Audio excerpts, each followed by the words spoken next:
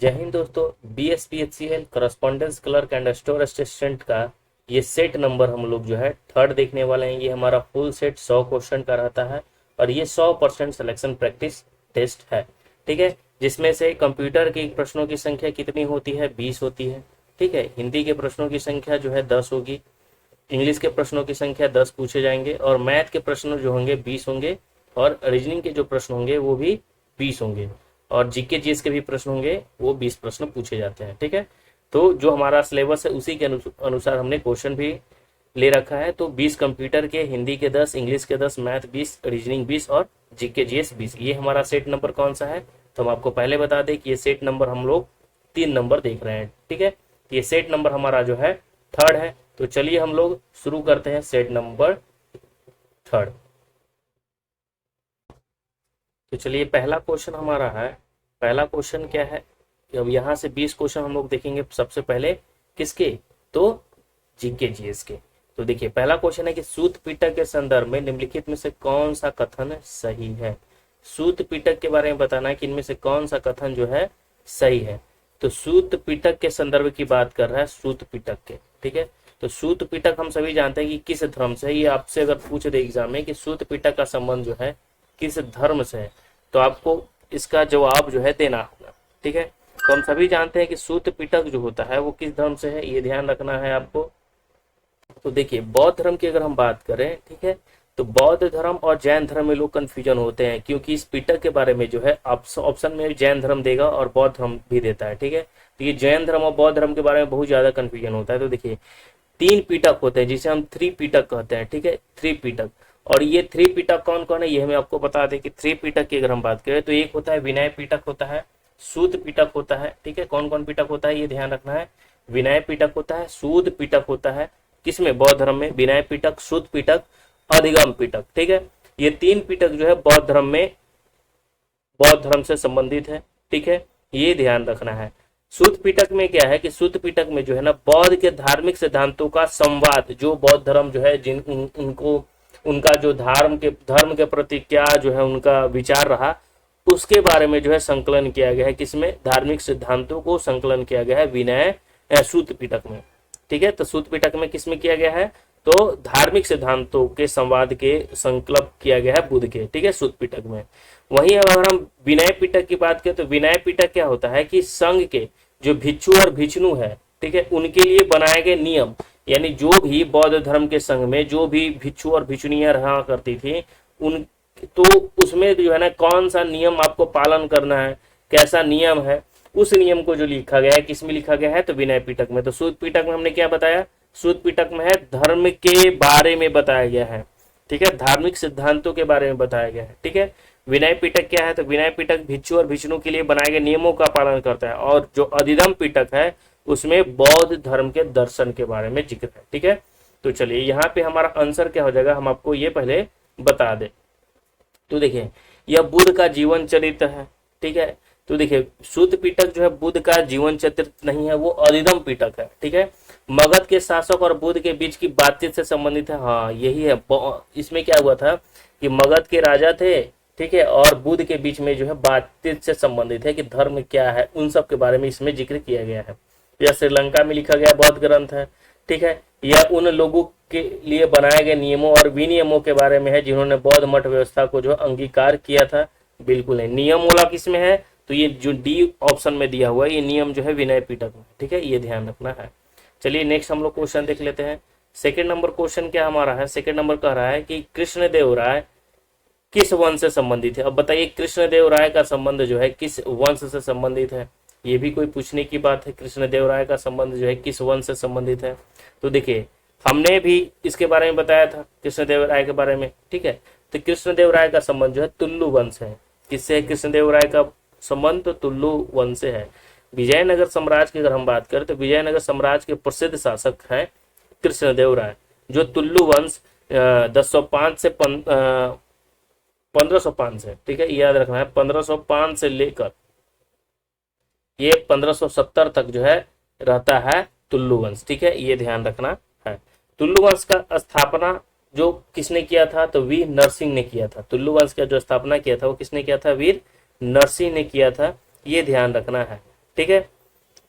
और तुल्लु वंश की स्थापना जो है वीर नरसिंह ने किया था। इन्होंने क्या किया था कि जो सालू वंश था उनके राजा थे जिनका नाम था इमाडी नरसिंह, उन्हीं की हत्या करके विजयनगर साम्राज्य पर जो है अधिकार कर लेते हैं। तुल्लु वंश की स्थापना करते हैं कौन? नरसिंह। ठीक है, ये आपको ध्यान रखना है। ठीक है, तो कृष्णदेव राय के दरबार में ये भी क्वेश्चन पूछता है कि जो 8 विद्वान रहा करते थे, तेलुगु सहित के 8 विद्वान, वो किसके दरबार में रहा करते थे? तो कृष्णदेव राय के दरबार में ही रहा करते थे, और उसी को कहा जाता है अष्टदिग्गज। सीधा एग्जाम में पूछता है कि अष्टदिग्गज जो है किसके दरबार में रहा करते थे? तो विजयनगर साम्राज्य के तुल्लु वंश के राजा कृष्णदेव राय के दरबार में 8 विद्वान रहा करते थे जिन्हें अष्टदिग्गज कहा जाता था। ठीक है, और इन्हीं के समय में जो है ना तेलुगु साहित्य का क्लासिक युग भी कहा जाता था, इन्हीं के समय को। चलिए नेक्स्ट हम लोग देख लेते हैं third number question. Third number क्या है क्वेश्चन कि दादा भाई जो नौरोजी हैं किस वर्ष यूनाइटेड किंगडम में हाउस ऑफ कॉमन्स के पहले भारतीय सदस्य बने थे? तो दादा भाई नौरोजी किस वर्ष यूनाइटेड किंगडम में हाउस ऑफ कॉमन्स के पहले जो है भारतीय सदस्य बने थे? तो किस वर्ष बने थे? तो हम सभी जानते हैं कि 1892 में ये बने थे।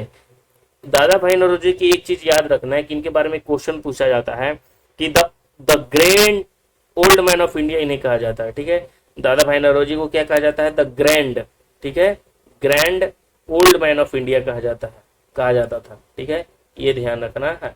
और अभी भी क्वेश्चन इससे पूछता है कि the grand old man of India किन्हें कहा जाता है? तो याद रखना है कि दादा भाई नौरोजी को कहा जाता है, ये ध्यान रखना है। और ये 1892 में ब्रिटिश संसद में चुने गए पहले एशियाई थे, यानी इन्हें ब्रिटिश संसद में, ब्रिटिश पार्लियामेंट में इन्हें चुना गया था जो पहले भारतीय थे। ठीक है, 1892 में। ठीक है, ये ध्यान रखना है। ठीक है, इन्होंने कुछ जो है जैसे धन बहिर्गमन का सिद्धांत, धन निष्कासन का सिद्धांत पूछता है क्वेश्चन की प्रतिपादक कौन थे? दादा भाई नौरोजी ही थी। इनकी एक पुस्तक भी है बहुत important, poverty and un British rule in India. ठीक है, तो ये जो बुक है वो किसने लिखा है? तो दादा भाई नौरोजी ने ही लिखा है। ठीक है, ये एकमात्र भारतीय थे जिन्होंने यूनाइटेड किंगडम के जो है ना संसद में क्या बने थे? सदस्य बने थे, ये ध्यान रखना है, संसद में चुने गए थे। चलिए नेक्स्ट हमारा है कि होम रूल लीग आंदोलन के संस्थापक कौन है? बताइए कि होम रूल लीग के आंदोलन के संस्थापक जो है कौन है? सरोजिनी नायडू है, एनी बेसेंट है, जोसेफ बैप्टिस्टा है, कौन है भाई इसमें? तो हम सभी जानते हैं कि जो होम रूल लीग के आंदोलन के संस्थापक है एनी बेसेंट है। कौन है? एनी बेसेंट है, ये ध्यान रखना है। चलिए तो आगे हम देख लेते हैं। होम रूल लीग की स्थापना जो हुआ था ना वो 1916 में हुआ था, और कहाँ पे हुआ था? तो मद्रास में हुआ था। ठीक है, तो होम रूल लीग की स्थापना कब हुआ था? 1916 में। ये भी तिथि आपको याद रखना है कि इसकी स्थापना जो हुआ था 1916 में, कहाँ पे हुआ था? तो मद्रास में हुआ था। ठीक है, मद्रास में हुआ था। ठीक है, ये ध्यान रखना, 1916 में हुआ था मद्रास में। चलिए आगे देख लेते हैं क्वेश्चन हम लोग। नेक्स्ट हमारा है 5 नंबर क्वेश्चन। 5 नंबर क्वेश्चन क्या कर रहा है? 5 नंबर है क्वेश्चन कि भारतीय संविधान में शामिल नीति निर्देशक तत्व की अवधारणा किस देश से? अब बताइए, सीधा क्वेश्चन यही हाईलाइट है कि नीति निर्देशक तत्व जो है किस देश के संविधान से लिया गया है? तो हम सभी जानते हैं कि आयरलैंड के संविधान से जो है नीति निर्देशक तत्व लिया गया है। आपसे पूछेगा कनाडा के संविधान से क्या लिया गया है, जैसे कनाडा ऑप्शन में है, तो कनाडा के संविधान से संघीय व्यवस्था, फेडरलिज्म जो लिया गया है, संघीय व्यवस्था, वो कहाँ से लिया गया? कनाडा से। ठीक है, फिर अवशेष शक्ति केंद्र में निहित होगी, ये भी कनाडा से लिया गया है। फिर यहाँ पे आप अमेरिका का देख रहे हैं, यूएसए। ठीक है, तो यहाँ से मूल अधिकार लिया गया है, फंडामेंटल राइट्स, न्यायिक पुनरावलोकन लिया गया है, सर्वोच्च न्यायालय जो सुप्रीम कोर्ट है। ठीक है, राष्ट्रपति पर महाभियोग, राष्ट्रपति को कैसे हटाया जाए वो लिया गया है। ठीक है, और उपराष्ट्रपति का पद जो लिया गया है कनाडा से ही लिया गया है। और इंग्लैंड से तो हम सभी जानते हैं कि हमारा जो पार्लियामेंट है, सांसद है, संसदीय व्यवस्था, एकल नागरिकता और मंत्रिमंडल प्रणाली और विधि का शासन, ये सभी कहाँ से लिया गया? इंग्लैंड से लिया गया है, ये आपको ध्यान रखना है। चलिए आगे देख लेते हैं हम लोग। नेक्स्ट है क्वेश्चन 6 नंबर क्वेश्चन। ठीक है, निर्वाचन मंडल की व्यवस्था भी आयरलैंड से लिया गया है। अगला क्वेश्चन कि भारतीय संविधान के किसके अंतर्गत वित्तीय आपातकाल घोषणा? अब सीधे क्वेश्चन वित्तीय आपातकाल। ठीक है, तो वित्तीय आपातकाल अनुच्छेद कौन सा है भाई? तो वित्तीय आपातकाल आज तक एक भी बार नहीं लगा है, याद रखना है, ये है 360, वित्तीय आपातकाल अनुच्छेद 360 के तहत। ठीक है, अब ये ध्यान रखना है, राष्ट्रीय आपात अनुच्छेद 352, ये जो 352 है इसमें राष्ट्रीय आपात लगता है। ठीक है, तो राष्ट्रीय आपात अनुच्छेद 352 ये ध्यान रखना है। ठीक है, और राज्य में जो आपातकाल लगता है वो अनुच्छेद 356 के तहत। तो 3 आपातकाल, एक राष्ट्रीय आपातकाल 352 के तहत, ठीक है, राज्य में आपातकाल 356 के तहत जो राष्ट्रपति शासन जिसे हम कहते हैं, और एक होता है वित्तीय आपात 360 के तहत। ठीक है, ये ध्यान रखना है। चलिए नेक्स्ट हम लोग क्वेश्चन देख लेते हैं, 7 नंबर क्वेश्चन, निम्न में से कौन सा भारतीय संसद का अनियमित सत्र नहीं है? ठीक है, तो भारतीय संसद का पूछ रहा है कि नियमित सत्र नहीं है। ठीक है, तो देखिए 3 सत्र होते हैं। ठीक है, हमने पीछे भी सेट में देखा था कि 3 सत्र होते हैं, एक ग्रीष्म सत्र होता है, एक बजट सत्र होता है, एक शीतकालीन सत्र होता है। 3 सत्र जो होता है। ठीक है, 3 सत्र होता है, ग्रीष्म नहीं, मानसून और शीतकालीन और बजट सत्र। ठीक है, इसमें पूरा है कि नहीं है, तो नहीं कौन सा होगा? ग्रीष्म सत्र नहीं होता है। 3 सत्र होता है, एक होता है बजट सत्र जो कब होता है? तो फरवरी मई महीना में होता है, ये ध्यान रखना है। फरवरी बजट जो होता है, बजट वाला सत्र वो फरवरी मई महीना में होता है। ठीक है, बजट सत्र कब होता है? तो फरवरी मई महीना में होता है, ये ध्यान रखना है। शीतकालीन सत्र आपसे पूछ दे तो ये शीतकालीन कब ठंडा का महीना होता है? तो नवंबर दिसंबर में होता है। ठीक है, और जो मानसून सत्र होता है वो जुलाई अगस्त में होता है। ठीक है, तो 3 सत्र होते हैं, मानसून सत्र, ठीक है, शीतकालीन सत्र और बजट सत्र।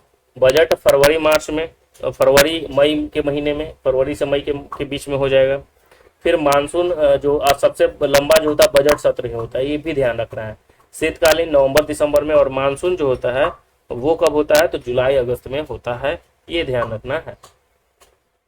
चलिए आगे हम लोग देख लेते हैं। ठीक है, और राज्यसभा में एक वर्ष में कितने अधिवेशन होते हैं? ये भी क्वेश्चन पूछ दे तो याद रखना है कि 4 अधिवेशन होते हैं। नेक्स्ट है क्वेश्चन 8 नंबर क्वेश्चन, कि भारतीय संविधान का कौन सा भाग पंचायतों से संबंधित है? बताइए, भारतीय संविधान का कौन सा भाग पंचायत से संबंधित है? बता दो भाई कि कौन सा भाग जो है पंचायतों से संबंधित है। तो हम सभी जानते हैं कि पंचायत से संबंधित जो है वो है भाग 9। भाग 9 क्या कहता है? पंचायत है। ठीक है, भाग 10 में क्या है? ऑप्शन में आपको दिख रहा होगा, इसके बारे में बता दें। भाग 10 जो होता है वो कहता है अनुसूचित और जनजातीय क्षेत्र। अनुसूचित और जनजातीय क्षेत्र भाग 10 में है। ठीक है, भाग जो है क्या है 11 में? तो देखिए नगर पालिकाएं हैं। ठीक है, भाग जो है 9 में क्या है? तो पंचायत है, ये भी ध्यान रखना है। भाग 9 में क्या है? भाग 9 में पंचायत है। भाग 10 में क्या है? तो भाग 10 की अगर हम बात करें तो उसमें अनुसूचित और जनजातीय क्षेत्र है। भाग 11 में क्या है? भाग 11 में जो है नगर पालिका है। और भाग जो है 8 में क्या है? तो संघराज्य क्षेत्र। ठीक है, चलिए आगे हम देख लेते हैं नेक्स्ट क्वेश्चन।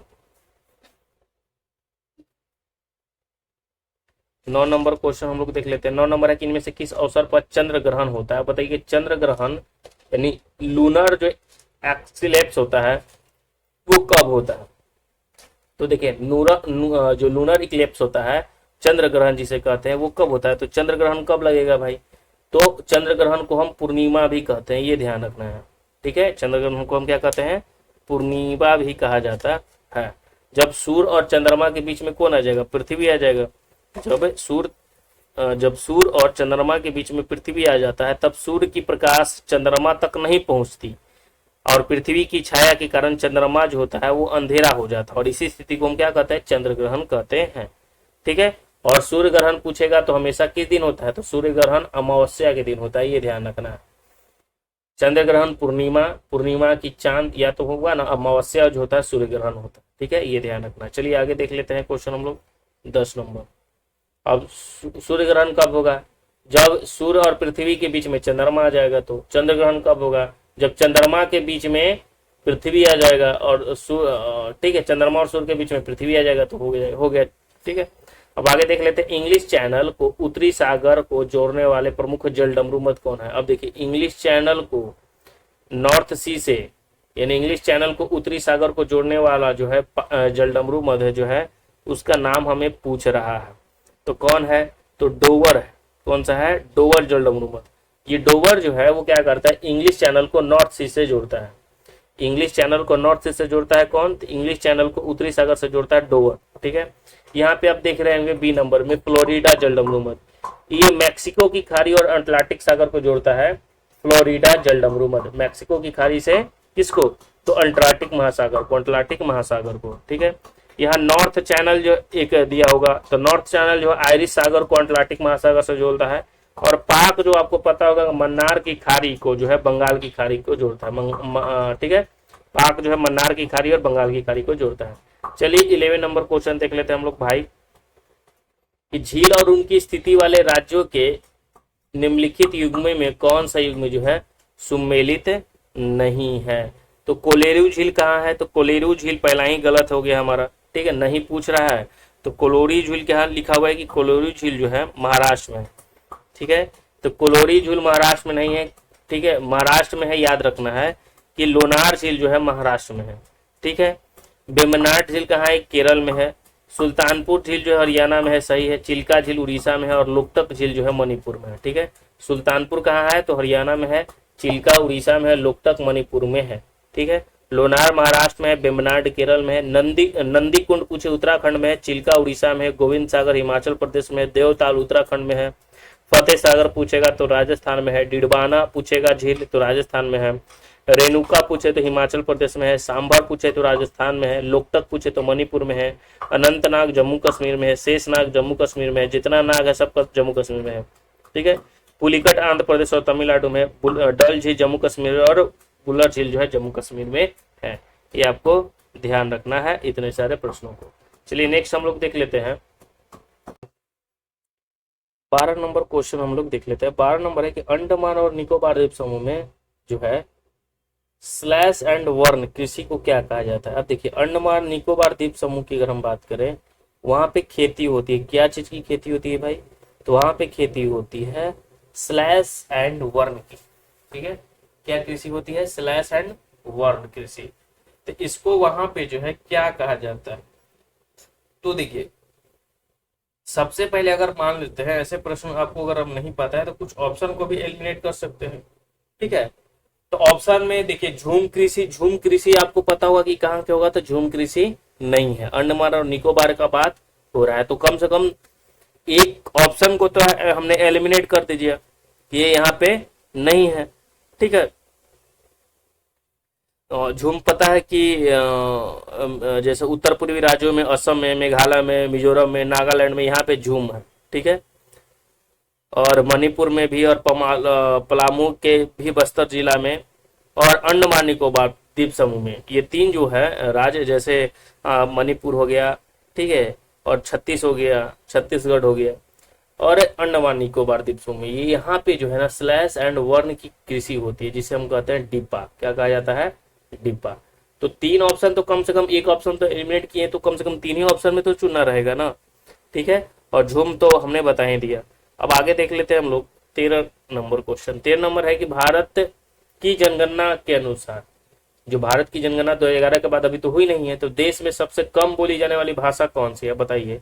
कि भारत की जनगणना जो 2011 की जनगणना है, ठीक है, तो 2011 की जनगणना के अनुसार देश में सबसे कम बोली जाने वाली भाषा, सबसे कम बोली जाने वाली भाषा के बारे में पूछ रहा है। तेलुगु, मराठी, तमिल या बंगाली। तो देखिए बंगाली को पहले काटिए क्योंकि बंगाली जो है बोला जाता है। ठीक है, तो मराठी भी बोला जाता है, इसको भी काटिए। तेलुगु और तमिल में आप टिक कर सकते हैं। ठीक है, अगर आपको ना पता हो तो, क्योंकि ये दो ऑप्शन एलिमिनेट आसानी से कर सकते हैं। तो इसका जो आंसर हो जाएगा वो हो जाएगा तमिल। ठीक है, क्या हो जाएगा, तमिल। तो अगर हम बात करें तो भारत की 2011 की जनगणना के अनुसार देश में सबसे कम बोली जाने वाली भाषा है तमिल है, ये ध्यान रखना है। तो आपसे पूछेगा कि सबसे अधिक बोली जाने वाली भाषा कौन सी है। ठीक है, तो सबसे अधिक बोली जाने वाली भाषा है हिंदी। और एक ये क्वेश्चन को घुमाकर भी पूछ सकता है कि 8वीं अनुसूची में 22 भाषाओं का उल्लेख है। आपको पता होगा कि जो 8वीं अनुसूची है हमारे संविधान में 22 भाषा का उल्लेख है। तो 22 भाषा में एक संस्कृत भी भाषा है। ठीक है, तो 22 भाषा में यानी 8वीं अनुसूची में जो संस्कृत भाषा है वो सबसे कम बोली जाने वाली भाषा है। तो घुमा फिरा कर क्वेश्चन ऐसे पूछ सकता है कि बताइए कि 8वीं सूची में 22 भाषाओं में सबसे कम बोली जाने वाली भाषा कौन सा है, तो याद रखना है कि संस्कृत है, और हिंदी तो सबसे अधिक बोली जाती है। ठीक है, चलिए आगे देख लेते हैं हम लोग क्वेश्चन 14 नंबर। देखिए 14 नंबर है हाइग्रोमीटर का संबंध किससे है, हाइग्रोमीटर। ठीक है, अब हाइग्रो मतलब आर्द्रता, हाइग्रोमीटर मतलब क्या होता है, आर्द्रता। आर्द्रता को मापा जाता है। ताप किस पे मापा जाता है, तो थर्मामीटर से। द्रव का घनत्व मापा जाता है हाइड्रोमीटर से, द्रव का घनत्व हाइड्रोमीटर से। ठीक है, वायुमंडल की आर्द्रता हाइग्रोमीटर से, लेकिन द्रव का घनत्व हाइड्रोमीटर से। द्रव यानी हाइड्रो, हाइड्रो क्या होता है, पानी होता है। ठीक है, और उष्मीय विकिरण की अगर हम बात करें तो बोलोमीटर से मापा जाता है। आगे देख लेते हैं क्वेश्चन हमारा 15 नंबर क्वेश्चन है कि तत्व जिनकी द्रव्यमान संख्या एक समान है परंतु भिन्न परमाणु संख्या है। तो देखिए द्रव्यमान संख्या एक समान है, तत्वों की द्रव्यमान संख्या एक समान है, परंतु भिन्न जो है वो परमाणु संख्या क्या है, अलग अलग है। परमाणु संख्या क्या है, अलग है, तो उसे हम क्या कहते हैं, आइसोबार, आइसोटोन, आइसोटोप या हैलोजेंस कहते हैं। तो याद रखना इसे आइसोबार कहा जाता है। आइसोबार में क्या होता है कि द्रव्यमान संख्या बराबर होता है लेकिन परमाणु संख्या का होती है अलग अलग होता है। ठीक है, जैसे अगर हम बात करें तो आर्गन 18 है, परमाणु भार इसका जो है कितना है, तो 40 है, लेकिन परमाणु संख्या कितना है, 18। उसी प्रकार पोटेशियम, पोटेशियम का परमाणु भार कितना है, 40 है, लेकिन परमाणु संख्या कितना है, तो 19 है। उसी प्रकार कैल्शियम, कैल्शियम का परमाणु भार 40 है और परमाणु संख्या 20 है। तो देखिए आर्गन, पोटेशियम और कैल्शियम ये तीनों का भार क्या है, वेट इक्वल है, लेकिन अलग अलग जो है एटॉमिक नंबर है। एक का 18 है आर्गन का, पोटेशियम का 19 है और कैल्शियम का 20 है। 18, 19, 20 लगातार है, इसे ही आइसोबार कहा जाता है। यानी आइसोबार में आपको समझ में आएगा कि परमाणु संख्या भिन्न भिन्न लेकिन परमाणु भार इक्वल। ठीक है, चलिए आगे देख लेते हैं हम लोग क्वेश्चन 16 नंबर। एलपीजी का जो है क्या होता है, पूर्ण रूप, तो एलपीजी होता है लिक्विड पेट्रोलियम गैस। क्या होता है, liquid petroleum gas, liquid petroleum gas, liquid petrol gas है, लिक्विडेड पेट्रोल गैस। तो देखिए सबसे पहले यहाँ पे कंफ्यूजन है, लिक्विड पेट्रोल गैस बिल्कुल नहीं, लिक्विड पेट्रोल गैस बिल्कुल नहीं, आपको कंफ्यूजन होगा पहला में और दूसरा में। ठीक है, तो देखिए लिक्विफाइड पेट्रोलियम गैस होता है। क्या होता है, लिक्विफाइड क्या हुआ रहता है, ठीक है, पेट्रोलियम गैस, ये ध्यान रखना। तो आसान क्वेश्चन है, लेकिन आप हर बार में लिक्विड पेट्रोलियम गैस मार कर निकल जाइए, एग्जाम में गलती हो जाएगा। लिक्विफाइड पेट्रोलियम गैस क्या होता है, लिक्विफाइड पेट्रोलियम गैस, ये ध्यान रखना है। और इसका इस्तेमाल हम घरों में यूज करते हैं, इसे हिंदी में द्रवित प्राकृतिक गैस भी कहा जाता है। ठीक है, इसमें कौन कौन सा मिश्रण, किसका मिश्रण होता है, तो ब्यूटेन और प्रोपेन का मिश्रण होता है, और इसे उच्च दाब पर द्रवित कर सिलेंडर में भरा जाता है। ठीक है, ये ध्यान रखना। एलपीजी होता है बहुत अधिक ज्वलनशील होता है। ठीक है, और दुर्घटना से बचने के लिए इसके गैस में क्या मिलाया जाता है, मिथाइल मरकैप्टन, मिथाइल नहीं इथाइल मरकैप्टन। ठीक है, बार बार जो है कंफ्यूजन हो रहा नहीं, इसमें इथाइल मरकैप्टन। ठीक है, इथाइल मरकैप्टन, और इसका जो फॉर्मूला होता है वो क्या होता है, इथाइल मरकैप्टन का C2H5, याद रखना है C2H5SH। ठीक है, C2H5SH इसमें मिलाया जाता है। ठीक है, याद रखना C2H5 और SH।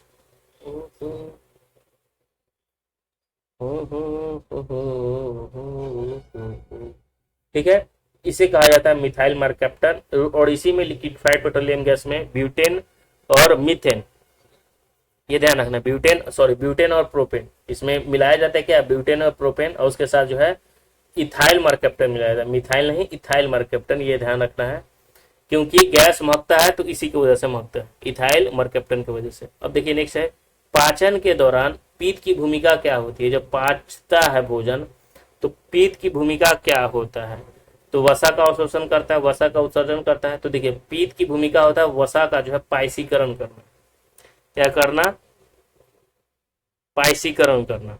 और पाइसीकरण क्या होता है, पाइसीकरण में क्या होता है ना कि एक ऐसी अवस्था होता है जो छोटी छोटी बूंदों में टूट जाता है, उसी को पाइसीकरण कहते हैं। ठीक है, ये ध्यान रखना।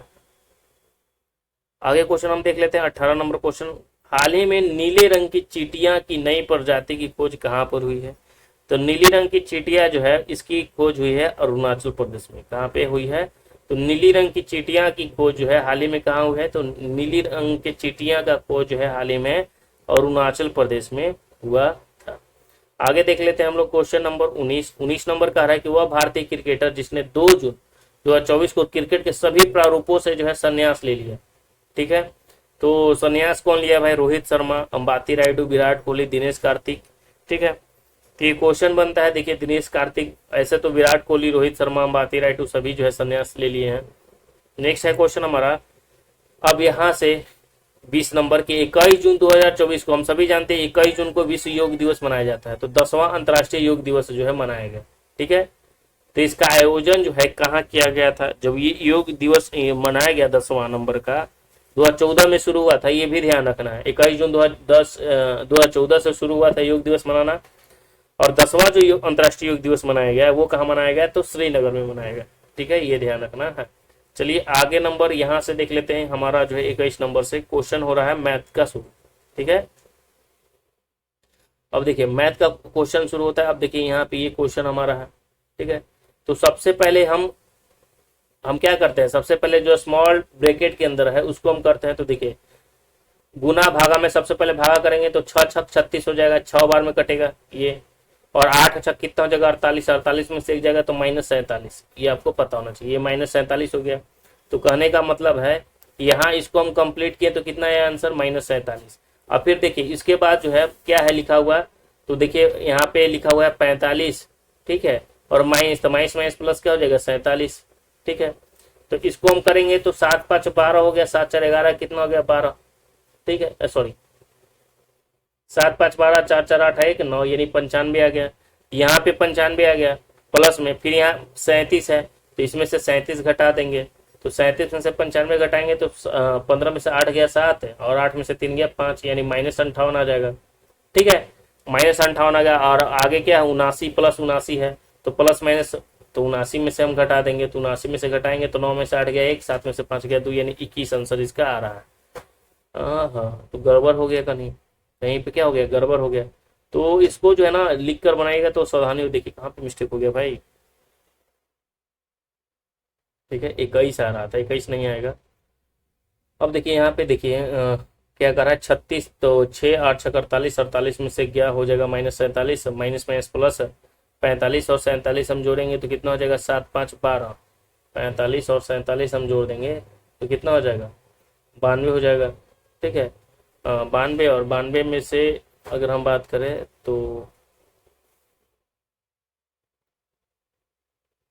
ठीक है 92 में से 37 हम घटा देंगे तो कितना हो जाएगा 7 5 12, और 8 में से 3 गया 5, और 79 में हम घटाएंगे तो 9 में से 5 गया 4 और 2। ठीक है, 24 आएगा इसका आंसर, इसका आ गया आंसर 24।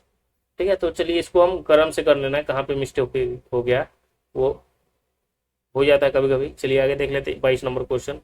a प्लस बी को लिखा गया है कितना, तो 25, a माइनस बी को लिखा गया है 13, तो a प्लस बी का होल स्क्वायर का मान ज्ञात करना। इसमें कौन बड़ी बात है भाई, a प्लस बी का होल स्क्वायर का मान हमें ज्ञात करना है। ठीक है, तो देखिए a प्लस बी का होल स्क्वायर का मान हमें क्या करना है, निकालना है। तो इसमें से बड़ी बात नहीं है, सबसे पहले हमें a और b का मान ही निकालना पड़ेगा। ठीक है, ए और बी का हमें क्या मान निकालना पड़ेगा। तो ए और बी का हमें मान कैसे निकालना है, तो हम सभी जानते हैं कि जब 2 इक्वेशन दिया हुआ है, क्वेश्चन में क्या है 2 इक्वेशन दिया हुआ है, एक है a प्लस बी और बराबर 25, और एक है a माइनस बी बराबर कितना 13। तो सबसे पहले इसको काटेंगे तो ये हमारा हो गया 2a, और 2a बराबर 15 13 कितना हो जाता है, तो 38, और ये 19 दूनी 38, यानी a का मान कितना हो गया 19 हो गया। ठीक है, तो 18 का स्क्वायर तो होता है 324, यानी 225 से तो अधिक आंसर आएगा, ये तो कंफर्म है 225 से अधिक आएगा। अब अगला भी देख लेते हैं, देखिए a का मान हम 19 रखते हैं इसमें, तो b का मान कितना हो जाएगा, तो 25 में से हम 19 घटा देंगे। ठीक है, तो 9 5 14, यानी कितना हो जाएगा, अरे यार 9 6 15, सॉरी 6 आ जाएगा, कितना आ जाएगा 6। तो ए प्लस बी, ए का मान 19, बी का मान 6, तो ए प्लस बी का मान कितना हो गया 25, और 25 का स्क्वायर कितना होता है 625 होता है, तो 625 इसका आंसर हो जाएगा। ठीक है, तो चलिए यहाँ पे हमारा आंसर आ गया इसका 625। 25। नेक्स्ट है क्वेश्चन हम लोग देख लेते हैं। ठीक है, ये हमारा क्वेश्चन था, पहला इक्वेशन दूसरा इक्वेशन, और निकालना था किसका मान, तो a प्लस बी का होल स्क्वायर का मान निकालना था। 23 नंबर क्वेश्चन देख लेते हैं। यहाँ पे देखिए, इसमें कुछ बड़ी बात नहीं है। अब देखिए यहाँ पे 4 है ना, 4, तो वर्गमूल इसका 3 निकलेगा, और 4 पे है, यानी जैसे देखिए अगर 2 जीरो है तो इसका वर्गमूल कितना निकलता है, 1 जीरो हटा दीजिए, तो मान लीजिए कि 4 जीरो है तो कितना, 2 जीरो हटा देंगे। ठीक है, तो यहाँ 2 जीरो हटाएंगे तो 0 पॉइंट कितना हो जाएगा, 09, इसका वर्गमूल निकल के आ जाएगा। इसका निकालेंगे तो कितना हो जाएगा, 1.13 हो जाएगा, क्योंकि 169 13 का होता है। इसका निकालेंगे तो कितना हो जाएगा, 1.12 हो जाएगा। अब इसको निकालेंगे तो कितना हो जाएगा, 0.2 हो जाएगा, 0 पॉइंट कितना हो जाएगा, 2 हो जाएगा। तो यहाँ पे सबको जोड़ देना है। ठीक है, तो हम सबको डायरेक्ट हम यहाँ पे क्या करते हैं कि जोड़ ही देते हैं ताकि बेहतर हो जाए। अब देखिए सबसे पहले हम किसका निकालते हैं, तो हम एक एक करके बता दें। सबसे पहले हम इसको निकालते हैं, तो कितना, देखिए अगर सीधे 9 बटा हम क्या लिखेंगे, 1 पे 4 जीरो लिखेंगे। अब इसका वर्गमूल निकालेंगे तो ये 3 होगा। नहीं समझ में, 2 जीरो खत्म कर दीजिए तो यहाँ पे 100 होगा ना। अब इसको करेंगे तो 0.03 ही ना आएगा, तो डायरेक्ट यहाँ पे हमें समझना है थोड़ा सा। ठीक है, अब इसको इतना करेंगे तो समय बर्बाद होगा हमारा ना। तो देखिए पॉइंट के बाद 4 अंक है, तो याद रखना है कि 9 का वर्गमूल होता है 3, और 4 अंक है तो 2 अंक तो खत्म हो जाएगा, तो 100 से भाग देंगे 9 में तो 0 पॉइंट कितना आएगा, 0.3। ये तो आपको यहाँ पे समझ में आ गया। फिर यहाँ 169 है, तो 169 का वर्गमूल कितना होता है, 1.13, यानी 13 पे 144 है तो 12, 1.12 का स्क्वायर होता है, और 0.04 का वर्गमूल कितना हो जाएगा, 0.2 हो जाएगा। अब इन सबको जोड़िए, 3 3 2 5 2 7 हो गया, और 2 हो गया, 2.73 इसका आंसर आ जाएगा। ठीक है, तो 2.73 इसका आंसर हो जाएगा। चलिए आगे देख लेते हैं 24 नंबर क्वेश्चन। 24 नंबर क्वेश्चन क्या कह रहा है कि एक व्यक्ति ने कुछ फल खरीदे, कुछ फल 30 रुपये में 14 की दर से खरीदे। 30 रुपये में कितने की दर से खरीद रहा है, तो 14 की दर से जो है ये खरीद रहा है। ठीक है, ये ध्यान रखना है। अब आगे बोला है कि उन्हें 20 रुपये में 7 की दर से बेच दिया, और 20 रुपये में 7 की दर से उसे बेच दिया, तो उसका जो है लाभ प्रतिशत हमें ज्ञात करना है। ठीक है, उसका क्या बोल रहा है कि लाभ प्रतिशत जो है हमें ज्ञात करना है। तो 14 फल 30 रुपया में 14 की दर से, मतलब कुछ फल 30 रुपए में खरीदता है 14 की दर से, यानी 14 की दर से खरीद रहा है, यानी 14 फल का क्रय मूल्य कितना है, 14 फल का क्रय मूल्य जो है 30 रुपया है। तो एक फल का क्रय मूल्य कितना होगा, तो एक फल का क्रय मूल्य 30/14 होगा। तो 30/14 को काटेंगे तो 15/7 हो जाएगा। ये तो याद रखना है। ठीक है, तो हम क्या लिखेंगे, 15/7, ये हमारा हो गया क्रय मूल्य। ठीक है, लाभ परसेंट बोल रहा है, तो हम क्या करेंगे, एसपी माइनस क्रय मूल्य घटाएंगे तो लाभ होगा। अब यहाँ पे देखिए 20, और बेच रहा है कैसे, तो 20 में 7, यानी 7 जो है फल का कीमत कितना है, 20 रुपया। तो एक फल का कीमत कितना हो जाएगा, तो एक फल का हो जाएगा 20/7। ठीक है, एक फल का कीमत हो जाएगा 20/7, तो 20/7 एक फल का कीमत हो गया। यहाँ पे समझिएगा 20/7 जो हो गया वो एक फल का कीमत हो गया। 20/7 जो हो गया वो एक फल का कीमत हो गया, बेच रहा है तो। और खरीद रहा है तो कितना हो गया, 14/30, एक फल का कीमत हो गया। 14/30 कितना आ गया, 15/7। ठीक है, तो 20/7 में से 15/7 हम घटा देंगे तो 20 में से 15 जाएगा तो कितना आ जाएगा, 5/7, यानी लाभ कितना का हो गया, 5/7। यहाँ लिख देंगे डायरेक्ट 5/7, और गुना क्या कर देंगे, 100 कर देंगे। अब यहाँ पे कौन बड़ी बात है, इतना तो हमें समझ में आ गया। अब इसको जो है हमें सॉल्यूशन करना है, हमारा आंसर आ जाएगा। ठीक है, तो इसको हम कैसे लिखेंगे, तो लिखेंगे कि 5/7 लिख देते हैं, और गुना 17 ऊपर चला जाएगा, और 15 नीचे लिख देंगे, और गुना 100 लिख देते हैं। ठीक है, तो 5 यही 15 हो गया। ठीक है, और ये तो कटने वाला है नहीं, तो 1700/27 अरे यार, अरे यार, अरे यार, यहाँ 7 ही ना होगा, 15/7 ही ना है। ठीक है, तो यहाँ पे 7 7 खत्म कर दीजिए, और पंक्तियाँ जो है 3 हो गया, तो यानी 100 बटा कितना हो गया, 3। तो 100/3 को हम क्या लिखते हैं, 33.33% इसका आंसर हो जाएगा। ठीक है, आसान क्वेश्चन था, इसमें कोई बड़ी बात है नहीं है। आगे क्वेश्चन हम देख लेते हैं 25 नंबर क्वेश्चन। बोल रहा है कि एक विक्रेता जो है 12% लाभ पर 12 कुर्सी और 3% हानि पर 4 कुर्सी बेचता है। ठीक है, ये ध्यान रखना है। तो क्या कर रहा है क्वेश्चन कि एक विक्रेता जो है 12% की हानि पर और 10% की हानि पर, 12% की हानि पर, 12% लाभ पर और 12% कुर्सियां को जो है 30% की हानि पर जो है 4 कुर्सियां बेचता है। एक विक्रेता 12% लाभ पर 12 कुर्सियां, यानी कह रहा है क्वेश्चन क्या है कि 12% लाभ पर जो है 12 कुर्सी बेचता है। ठीक है, ये ध्यान रखना है। और बोल रहा है क्या कि 3% हानि पर, यानी 3% की हानि पर जो है वो बेच रहा है कितना, 4 कुर्सियां बेच रहा है। ठीक है, चलिए ये भी समझ लेते हैं। यदि उसका कुल लाभ जो हो गया वो कितना दिया हुआ है, 1665 है, तो प्रत्येक कुर्सी का जो है विक्रय मूल्य पूछ रहा है। प्रत्येक कुर्सी का क्या पूछ रहा है, क्रय मूल्य पूछ रहा है हमसे। ठीक है, ये ध्यान रखना है। तो प्रत्येक कुर्सी का जो है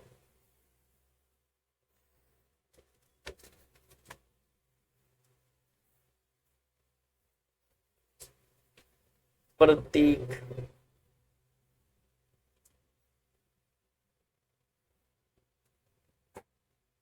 एक विक्रेता 12% लाभ पर 12 कुर्सी और 3% हानि पर 4 कुर्सी को बेचता है। ठीक है, तो देखिए मान लेते हैं कि कुर्सी का जो क्रय मूल्य है हमें पता है, सिर्फ बता रहा है कि एक विक्रेता 12% लाभ पर कुर्सी 12 कुर्सी बेचता है और 3% हानि पर 4 कुर्सी बेचता है। ठीक है, यदि उसका कुल लाभ दिया हुआ है 1665, लेकिन ये तो हमें पता नहीं ना कि कितना जो है वो क्रय मूल्य पर ये कुर्सी खरीदा है। कुर्सी का क्रय मूल्य हमें नहीं पता है, विक्रय मूल्य दिया हुआ है सिर्फ। ठीक है, तो मान लेते हैं कि क्रय मूल्य जो है हमारा x है। क्रय मूल्य क्या है हमारा, x है। तो विक्रय मूल्य क्या हो जाएगा, 12 कुर्सी है तो 12x लिखेंगे, यहाँ पे समझिएगा। और 12% लाभ पर तो क्या लिखेंगे, 112/100। समझ में आया। फिर प्लस 4 कुर्सियां है ना, तो 4x हम लिख देते हैं। और ये 3% हानि पर, यानी 100 में से 3 घटाएंगे तो कितना हो जाएगा, तो कहिएगा कि 97 हो जाएगा। 97/25, यानी 97/25। 97/25 क्यों, 97/25 काट कर, अरे यहाँ 100 लिखेंगे तो 25 चौके 100 हो गया ना, 97/25 लिख दे रहे हैं। अच्छा छोड़िए, इसको 100 ही लिख देते हैं अभी। ठीक है, तो 4x/97/25। अब इसको अगर कटन लाइक है तो इसको काट दीजिए। ठीक है, तो जैसे देखिए 3 चौके 12 इसको काटिए और 25 चौके 100 इसको काट दीजिए। ठीक है, तो 112 में हम 3 से गुना करेंगे तो कितना हो जाएगा, तो 112 में जैसे ही हम 3 से गुना करेंगे तो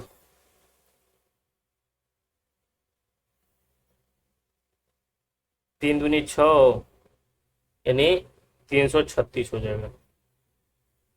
और बटा नीचे कितना हो गया, 25 हो गया। और प्लस इसको काट दीजिए 25 बार में, तो ये 97x/, कितना हो जाएगा, 25 हो जाएगा। अब नीचे नीचे 25 है तो ऊपर वाला को हम जोड़ देते हैं। तो ऊपर वाला को अगर हम जोड़ेंगे तो अब यहाँ पे देखिए बोल रहा है कि कुल जो लाभ है वो कितना है, 1650 रुपया। तो सबसे पहले देखिए 336 और 97 को अगर हम जोड़ेंगे तो कितना आ जाएगा, 433x। 400 कितना आ जाएगा, 33x ही ना, 7 6 13 और 9 3 12 1 13। ठीक है, यानी 400 जो है 33x आ जाएगा। और 433x/, कितना नीचे 25। और यही जो बराबर है वो किसके बराबर है, तो 1650 रुपये के बराबर है। लेकिन बोल रहा है कि यदि उसका क्रय मूल्य 1650 रुपया है तो 12 कुर्सी और 4 कुर्सी, कितना कुर्सी हो गया, 16 कुर्सी हो गया। कितना कुर्सी हो गया, 16 कुर्सी ना, टोटल कुर्सियों की टोटल कुर्सी बोल रहा है ना। तो 433x/25 और टोटल कुर्सी कितना है, तो 16 कुर्सी है। ठीक है, यहाँ लिख देंगे 16x और बराबर 1650।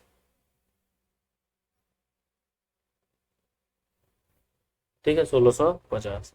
अब इसको x बराबर हम सॉल्व करेंगे तो क्या हो जाएगा, 1650 लिखेंगे और गुना 25 और सॉल्व करेंगे तो कितना आ जाएगा, 33।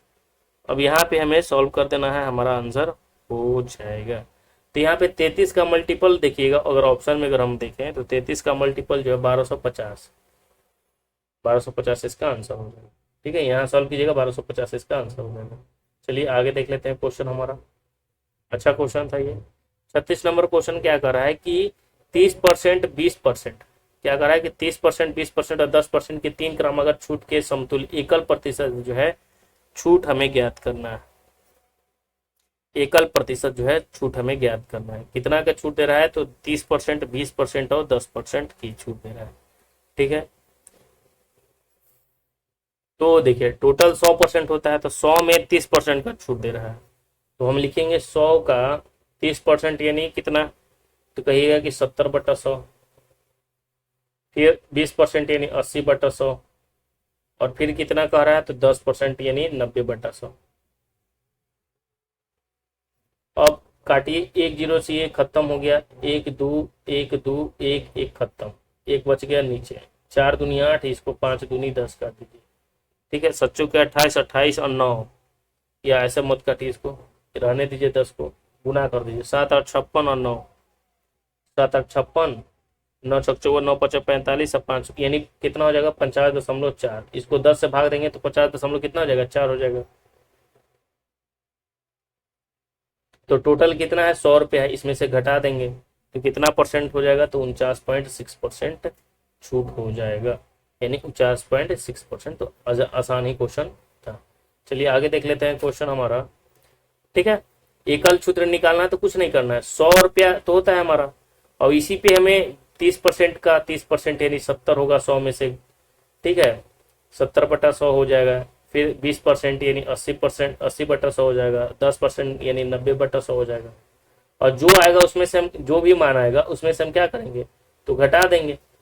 तो 8 7 56 और एक जीरो से एक काट दीजिए, 8 7 56 और 9 करेंगे तो कितना? 504 आ जाएगा। 504 में हम नीचे 10 हमारा बच गया, तो इसको डिवाइड करेंगे तो कितना आ जाएगा? 50.4।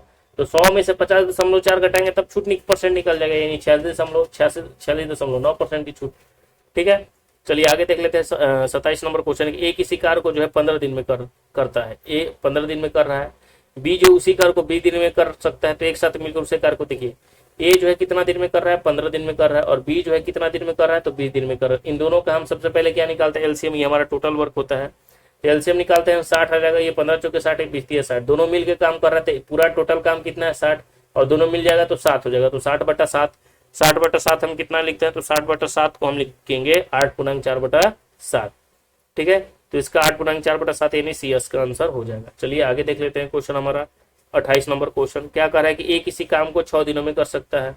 ठीक है, ए किसी कार्य को 6 दिनों में कर सकता है, बी जो है उसी काम को 8 दिनों में कर सकता है, और सी उसी काम को जो है सी उस काम को पूरा करने में ए और बी द्वारा 7 काम करने के लिए गए समय के बराबर समय लेता है। तो यदि बी और सी 7 काम करेंगे तो उन्हें काम पूरा करने में कितना समय लगेगा? अब यहाँ पे देखिए क्वेश्चन क्या कर रहा है कि ए किसी काम को तो 6 दिन में कर सकता है, तो मान लेते हैं कि, मानना क्या है, लिखा हुआ ही है, ए जो है 6 दिन में कर रहा है, बी जो है काम को कितना दिन में? तो 8 दिनों में कर रहा है। तो बी जब 8 दिनों में कर रहा है तो इसका जो हम क्या निकालते हैं? सबसे पहले टोटल वर्क निकालते हैं। तो टोटल वर्क निकालने के लिए हम क्या निकालते हैं? एलसीएम। तो इसका एफिशिएंसी 4 हो जाएगा और इसका एफिशिएंसी 3 हो जाएगा। ठीक है, तो टोटल वर्क जो है कितना है? 24 है, ये ध्यान रखना है। अब क्वेश्चन क्या कर रहा है कि सी उस काम को पूरा करने में ए और बी द्वारा 7 काम करने में लिए गए समय के बराबर समय लेता है। यानी सी जो ले रहा है ना, वो ए और बी के समान ले रहा है, यानी ए और बी की अगर हम बात करें तो ये दोनों का योग कितना हो जाएगा? 7। यानी सी जो है कितना? 7 ले रहा है समय। यानी ए जो है 4 दिन में, एक दिन में 4 रोटी बना रहा है, तो बी 3 रोटी बना रहा है। तो सी कितना बना रहा है? तो 24, ये ध्यान रखना। ठीक है, कितना? 24। यानी बोल रहा है क्या कि सी उस काम को पूरा करने में ए और बी द्वारा 7 काम करने में लिए गए समय के बराबर समय लेता है, यानी 7 समय ले रहा। ठीक है, तो बोल रहा है क्वेश्चन क्या है कि बी और सी, क्वेश्चन में क्या बोल रहा है कि बी और सी 7 काम करे तो उन्हें पूरा करने में कितना समय लगेगा। तो बी कितना काम कर रहा है? बी और सी बोल रहा है,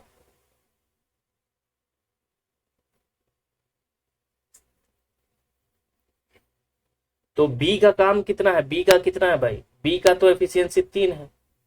ठीक है, और बी और सी मिलकर काम करेगा तो एक दिन में कितना काम करेगा? तो बी और सी जो है एक दिन में काम करेगा 10 काम। टोटल काम कितना है, 24 काम है, तो भाई कितना करेगा, तो हम कैसे करेंगे, तो 24 बटा हम क्या करेंगे, 10 कर देंगे। ठीक है, तो 12 दूनी 24, अरे यार 10 है, तो 12 दूनी 24 और 5 दूनी 10, यानी 5/12 समय लगेगा। तो डी इसका आंसर हो जाएगा। ठीक है, आई होप कि आपको समझ में आया होगा। आसान क्वेश्चन था। नेक्स्ट हमारा है 29 नंबर क्वेश्चन। रंजीत किसी कार्य को जो है कितना दिन में कर रहा है, तो रंजीत किसी कार्य को 25 दिनों में पूरा कर सकता है, जबकि अंजी इसे जो है 20 दिनों में पूरा कर समाप्त कर सकती है। ठीक है, तो सबसे पहले हम देख लेते हैं कि रंजीत यानी आर फॉर रंजीत जो है कितना दिन में, 25 दिन में। ठीक है, और अंजी, ए फॉर अंजी हम मान लेते हैं 20 दिन में लिखा हुआ है। इन दोनों का जो हम सबसे पहले टोटल वर्क निकालते हैं, तो कितना हो जाएगा, 100 हो जाएगा। तो 25 के 100 और 20 25 100, यानी आर का एफिशिएंसी और ए का एफिशिएंसी निकल के आ गया। टोटल काम 100 है, आर 4 दिन में कर रहा है, ए 5 दिन में कर रहा है।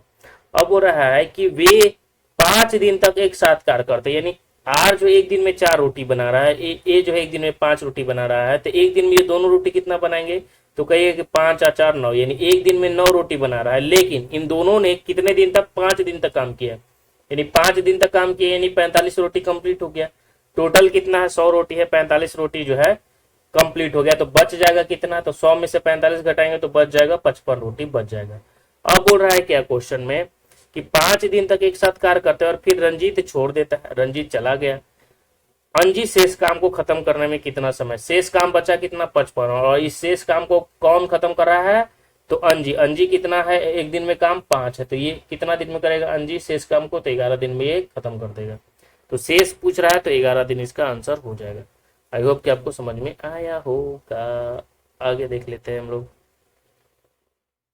ठीक है, तो चलिए चलिए चलिए 30 नंबर क्वेश्चन। 30 नंबर क्वेश्चन क्या कर रहा है कि विमल किसी परीक्षा में 46% जो है अंक प्राप्त करता है, कितना, 46% अंक प्राप्त करता है, फिर परीक्षा में 10 अंक से अनुत्तीर्ण हो जाता है। जब 46% अंक प्राप्त करता है तो 10 नंबर से वो क्या हो जा रहा है, फेल हो जा रहा है। यदि वह 52% अंक प्राप्त करता तो उस न्यूनतम योग्यता अंकों का 8 अंक अधिक प्राप्त होता है, कितना, 8 अंक। तो परीक्षा में उत्तीर्ण होने के लिए आवश्यक न्यूनतम अंक जो है हमसे पूछ रहा है। ठीक है, तो कितना होगा, यही हमसे पूछा है।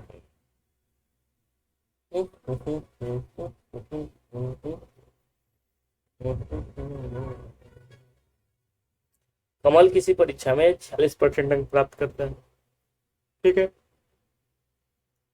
और 10 अंकों से फेल हो जाता है। तो मानते हैं हम कि कमल किसी परीक्षा में 46 अंक प्राप्त करता है। तो टोटल मार्क्स कितना का है हमें नहीं पता है, तो मान लेते हैं कि परीक्षा का जो पूर्णांक है वो x है। इसका जो है ये 46% अंक प्राप्त करता है, और 46% अंक प्राप्त करता है तो वो 10 नंबर से फेल हो जा रहा है, ये भी पता है। क्या कर रहा है कि 46% अंक जो प्राप्त कर रहा है तो कितना से फेल हो जा रहा है, 10 नंबर से फेल हो जा रहा है। 46 नंबर अंक प्राप्त कर रहा है तो 10 नंबर से वो क्या हो रहा है, फेल हो रहा है। फिर अगर हम बात करें, सॉरी 46% है, ठीक है, फिर उसके बाद क्या कर रहा है, फिर परीक्षा में 10 अंक से फेल हो जाता है। यदि वह 52% अंक प्राप्त करते, यानी x का कितना 52% अंक प्राप्त करता, 52%, तो 52% ये अंक प्राप्त करता तो उसे निम्नतम अंकों का 8% अधिक है। निम्नतम अंक कितना है, 10 है, ठीक है, तो 8% अधिक यानी 18 हो जाएगा। तो कितना हो जाएगा, यानी x माइनस 8। अब इसको हमें क्या करना है, सॉल्व कर देना। इसको हमें क्या करेंगे, सॉल्व करेंगे, हमारा उत्तर हमें मिलकर आ जाएगा। ठीक है, तो बहुत ही आसान है, इसमें कोई बड़ी बात नहीं है। क्वेश्चन को सिर्फ समझना है कि किसी परीक्षा में 46% अंक प्राप्त करता है, या 100 से भी मानकर बना सकते हैं। ठीक है, तो किसी परीक्षा में परीक्षा का अंक कितना है, x, मान ली 100 200 कुछ भी हो सकता है, तो 100 नंबर का मतलब x नंबर का है, तो इसका जो है 46% अंक प्राप्त करता है बेचारा।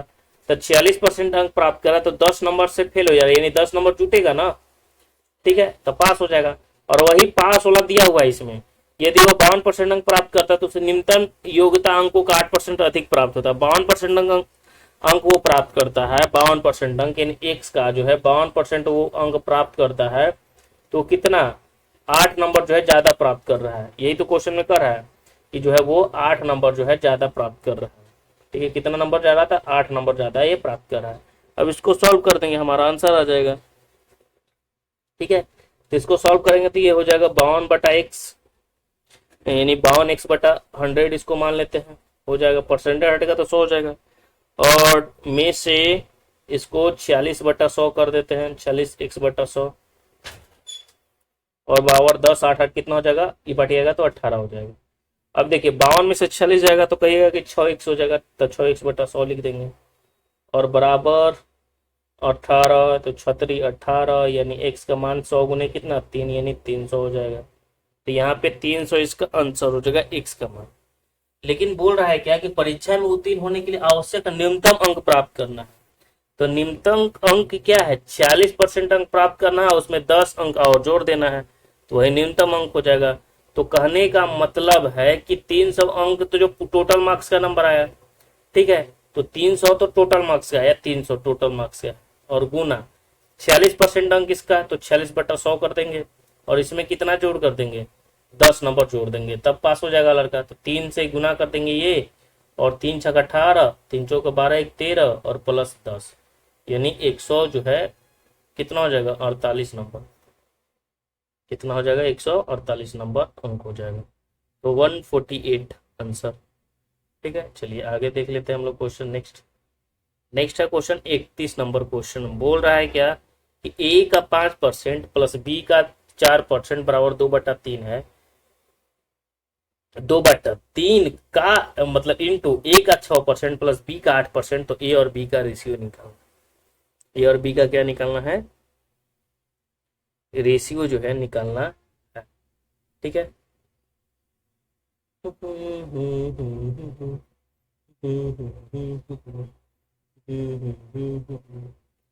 तब इसको आप कर लीजिएगा क्योंकि आसान है। ए का 5% यानी लिखेंगे क्या, ए गुने 5/100 प्लस बी का 4% यानी लिखेंगे क्या, बी गुने 4/100 बराबर 2/3 इंटू 6 का, ए का 6% यानी ए गुने 6/100, और प्लस बी का 8% यानी बी गुने 8/100, और बस सजा देंगे। ए का ए पार्टी, बी का बी पार्टी, और काट देंगे। आंसर आ जाएगा हमारा 3:4, यानी 4:3। नेक्स्ट हमारा 32 नंबर क्वेश्चन। क्या कर रहा है 32 नंबर, यदि आयत की प्रत्येक भुजा की लंबाई में जो है 25% की वृद्धि कर दी जा रही है, तो क्षेत्रफल में वृद्धि पूछ रहा है कि क्षेत्रफल में कितना वृद्धि होगा। क्षेत्रफल में वृद्धि पूछ रहा है, तो बस इसमें फॉर्मूला लगाने की जरूरत है। 25% वृद्धि तो हम x प्लस परसेंटेज वृद्धि प्लस XY होता है, तो 25 गुने क्या कर देंगे 25, है ना, वृद्धि परसेंट निकालना होता है। तो ठीक है, और 25 यहाँ 50 हो गया। ठीक है, और प्लस 25 तो यहाँ 25 चौके 100 काट दीजिए। ठीक है, ये 25 बटा कितना हो जाएगा, 4 हो जाएगा। अब देखिए इसको करेंगे तो 50 चौके कितना हो जाएगा, 200, या ऐसे छोड़ दीजिए, इसको काट दीजिए, 4 छक 24 यानी 6 समथिंग है, 6.25। तो 50 में 6.25 जोड़ेंगे तो 56.25 हो जाएगा। तो 56.25 आंसर। तो यहाँ 56.25 नहीं दिया हुआ है, ऑप्शन में दिया हुआ है। ठीक है, तो 56.1/4 होता है, तो यानी इसका आंसर हो जाएगा सी। ठीक है, सी इसका आंसर हो जाएगा। नेक्स्ट है क्वेश्चन हमारा 13 नंबर क्वेश्चन। ठीक है, क्या है 13 नंबर क्वेश्चन। 13 नंबर क्वेश्चन क्या कर रहा है कि एक ही व्यक्ति 75 के स्पीड से 75 किलोमीटर की चाल से एक निश्चित दूरी को 8 घंटे में तय कर रहा है। 75 के स्पीड से 8 घंटे में, तो समान दूरी 6 घंटे में तय करने के लिए उसकी चाल जो है कितनी होगी। तो दूरी समान है, जब दूरी समान रहेगा तब बोल रहा है। तो दूरी समान है तो दूरी बराबर क्या होता है, चाल गुने समय। तो पहला स्पीड कितना है 75 है, और गुना समय कितना है 8 है। वाह वाह वाह, बराबर। दूसरा समान दूरी है, तो दूसरा कितना है समय पता नहीं है भाई कि स्पीड कितना है, क्योंकि स्पीड हमें निकालना है। तो स्पीड को हम एस लिख देते हैं। ठीक है, S2 और गुने समय कितना है 6। तब इसको काट दीजिए, कटेगा क्या, कटेगा क्या, कटेगा क्या, ऐसा डायरेक्ट कर देते हैं। S2 बराबर लिख दीजिए यहाँ पे 75 गुने 8/6। अब देखिए 3 दूनी 6, 4 दूनी 8 और 15 तिया 75 और 15 चौके 60, यानी S2 बराबर कितना हो जाएगा 15 गुने 4 यानी 60 आंसर, 60 आंसर हो गई, 60 आंसर। और ये 15 चौके 60, कहीं तो गड़बड़ कर दिए। ठीक है, 25 तिया 75 होता है, 25 तिया 75। ओ माय गॉड, 25 तिया था 25 चौके कितना हो जाएगा 100 भाई। ठीक है, छोटा छोटा आंसर गलती हो जाता है यार। ठीक है, चलिए नेक्स्ट हम देख लेते हैं क्वेश्चन। क्वेश्चन नंबर हमारा है 34 नंबर। 34 नंबर क्वेश्चन क्या कर रहा है ये हम देख लेते हैं। अब यहाँ पे देखिए क्वेश्चन कर रहा है कि एक ट्रेन जो है स्टेशन ए से स्टेशन बी की ओर जा रहा है, कितने की रफ्तार से, तो 50 किलोमीटर प्रति घंटा की चाल से निकलती है। आधे घंटे के बाद एक अन्य ट्रेन, ठीक है, स्टेशन बी से स्टेशन ए की ओर 1.5 किलोमीटर की स्पीड से जा रही है, 150 किलोमीटर की स्पीड से। आधा घंटा के बाद, यहाँ पे देखिए आधा घंटा, ये ध्यान रखना है। अब बोल रहा है कि दोनों स्टेशन के बीच की दूरी जो है 725 किलोमीटर है। जिस स्थान पर दोनों ट्रेन मिलती है तो उस स्थान के स्टेशन ए से दूरी ज्ञात करना है हमें। ठीक है, तो ये बहुत ही अच्छा प्रश्न है और ये ध्यान रखना है कि ये जो है क्वेश्चन हार्ड नहीं है। ठीक है, अब देखिए जैसे आपको थोड़ा सा डायग्राम के थ्रू हम आपको बता दें कि देखिए स्टेशन ए है और स्टेशन क्या है बी। ये स्टेशन ए मान लेते हैं और यहाँ स्टेशन क्या है हमारा बी स्टेशन। ठीक है, तो इधर से जाते समय स्पीड कितना है 50 का स्पीड है। कितना का स्पीड है 50 के स्पीड है। जब उधर से ट्रेन आ रही है तो कितना क्या है तो 150 किलोमीटर का स्पीड है, 150 किलोमीटर प्रति घंटा का स्पीड है। ठीक है, तो हम बात कर रहे हैं कि ए स्टेशन बी की ओर 50 किलोमीटर की चाल से चलती है और आधे घंटे के बाद एक अन्य ट्रेन स्टेशन बी से ए की ओर चल रही है और दोनों स्टेशन के बीच की दूरी दिया हुआ है कितना 725 दिया हुआ है। ठीक है, तो टाइम तो हमें नहीं ना पता है कहाँ आकर मिलेगी, ये हमसे पूछ रहा है कि कहाँ आकर जो है मिलेगी। ठीक है, बोल रहा है क्या कि उस स्थान से स्टेशन ए की दूरी निकाले जिस स्थान पर दोनों ट्रेन मिलती है, तो बीच में आकर कहीं ट्रेन मिलेगी। ठीक है, तो उस स्थान की दूरी पूछ रहा है, स्टेशन ए से दूरी कि यहाँ से जो है इसकी दूरी यहाँ की क्या होगी जहां पे ये दोनों ट्रेन मिलेगी। तो मान लेते हैं कि पहला ट्रेन की लंबाई तो T1 हो गया, दूसरा ट्रेन की लंबाई मान लेते हैं कि T2 हो गया। तो ए से दोनों ट्रेन से मिलने की दूरी हमें नहीं पता है तो हम मान लेते हैं कि 1 किलोमीटर है। तो पहला ट्रेन द्वारा जो है कितना 30 मिनट में दूरी तय करेगी, तो 30 मिनट में दूरी 1 घंटा मतलब 50, 1 घंटा में 50 का स्पीड है तो 30 मिनट में वो कितना दूरी तय करेगी, तो 30 मिनट में वो आधा घंटा में 25 किलोमीटर की दूरी तय करेगी। तो टोटल दूरी जो है 725 किलोमीटर है, तो 725 में 25 किलोमीटर तो कवर हो गया, तो बचा डिस्टेंस कितना 700 डिस्टेंस बचा। यहाँ पे आपको ध्यान देना है। तो सापेक्ष चाल क्या होता है, दोनों चालों का योग होता है। तो 50 और 150 हम जोड़ देंगे तो दोनों चालों का योग कितना हो जाएगा 200 हो जाएगा। ठीक है, 200 किलोमीटर प्रति घंटा। और मिलने का समय हमसे पूछ रहा है तो डिस्टेंस कितना है, तो चाल है 700 और बटा चाल हो गया 200। ठीक है, दूरी है 700 और 700 कैसे आया, क्योंकि 25 किलोमीटर आधा घंटा के बाद बोल रहा है तो आधा घंटा में तो 25 किलोमीटर चल देगी, तो आधा घंटा के बाद ही ना होगा डिस्टेंस दिया जाएगा। तो 700 बटा कितना कर देंगे 200 कर देंगे। ठीक है, तो इसको अगर हम बात करेंगे तो ये खत्म कितना हो जाएगा 3.5 घंटा, 3.5 घंटा। ये यहाँ तो आपको पता होगा, यहाँ तक ये 3.5 घंटा हो जाएगा। कितना हो जाएगा 3.5 घंटा, यानी 3.5 घंटा में कितना दूरी तय कवर होगा, तो 3.5 घंटा में जो है 200 किलोमीटर। ठीक है, तो यहाँ पे 200 किलोमीटर इसका आंसर हो जाएगा।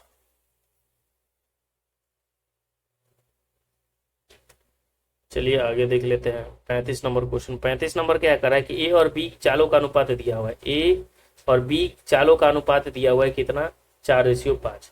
इसलिए गंतव्य स्थान तक पहुंचने में ए और बी की तुलना में 20 मिनट अधिक समय लगता है। कितना 20 मिनट अधिक समय लगता है। यदि ए अपनी चाल से दोगुना चाल से चलता है तो वह उस दूरी को तय करने में कितना समय लगेगा। बहुत ही आसान क्वेश्चन है, ठीक है, ये ध्यान रखना है। अब यहाँ पे समझिए, ए और बी के चाल का अनुपात 4 रेशियो है, तो हम सभी जानते हैं कि जब स्पीड का रेशियो होता है तो वो टाइम का क्या होता है, प्रोपोर्शनल हो जाता है। तो टाइम का कितना हो जाएगा, 5:4 हो जाएगा, ये तो आपको पता ही होगा। तो बोला कि इसलिए गंतव्य स्थान तक पहुंचने में ए को बी की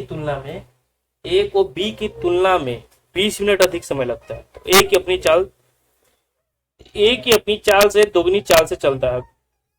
ये जो है ना अपनी चाल से दोगुनी चाल से चल रहा है, यानी 4 के स्पीड से ना चल के 8 के स्पीड से चल रहा है, ठीक है। तो वह उस दूरी को कितना देरी में तय करेगा। तो मान लेते कि ए द्वारा लिया गया समय कितना हो जाएगा, तो 5, चाल 4 है, ठीक है। तो 5 समय है, तो ए द्वारा लिया गया 5, ठीक है। तो यहाँ पे अंतर कितना का होगा, तो 5 में से 4 जाएगा तो x, ठीक है।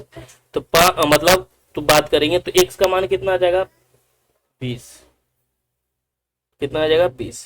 तो ए के द्वारा 5 के स्पीड से लिया गया तो कितना हो जाएगा, तो 5 गुने 20 यानी 100 मिनट का समय लगेगा। कितना का मिनट लगेगा, 100 मिनट का समय लगेगा। तो ए की चाल दोगुना करने पर, चाल दोगुना होगा तो समय क्या हो जाएगा, आधा हो जाएगा, यानी 50 मिनट का समय हो जाएगा। इसका आंसर 50 मिनट। चलिए आगे क्वेश्चन हम लोग देख लेते हैं। 36 नंबर क्वेश्चन बोल रहा है कि पहली 10 प्राकृतिक संख्याओं का वर्गों का माध्य पूछ रहा है। पहली 10 प्राकृतिक संख्याओं के वर्गों का माध्य हमसे पूछा है।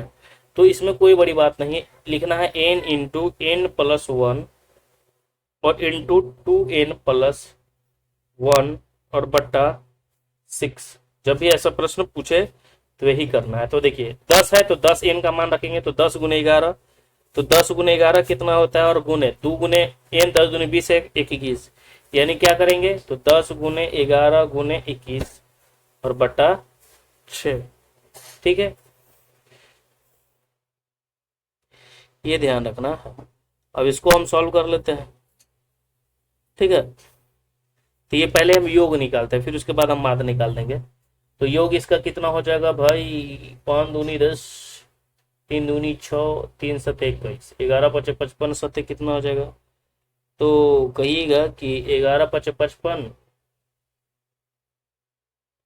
और गुने 7 और इनका योग टोटल कितने संख्या है, तो 10 संख्या है, तो 10, तो 10 तो 55 बटा 10,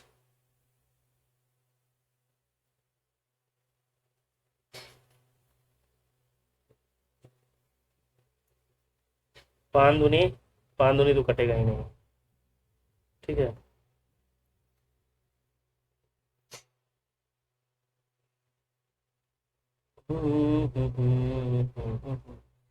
कहीं तो गड़बड़ कर दिए, तो 3 दूनी 6, 5 दूनी 10, यानी 11 5 55 गुने 7, ठीक है, और बट्टा 10।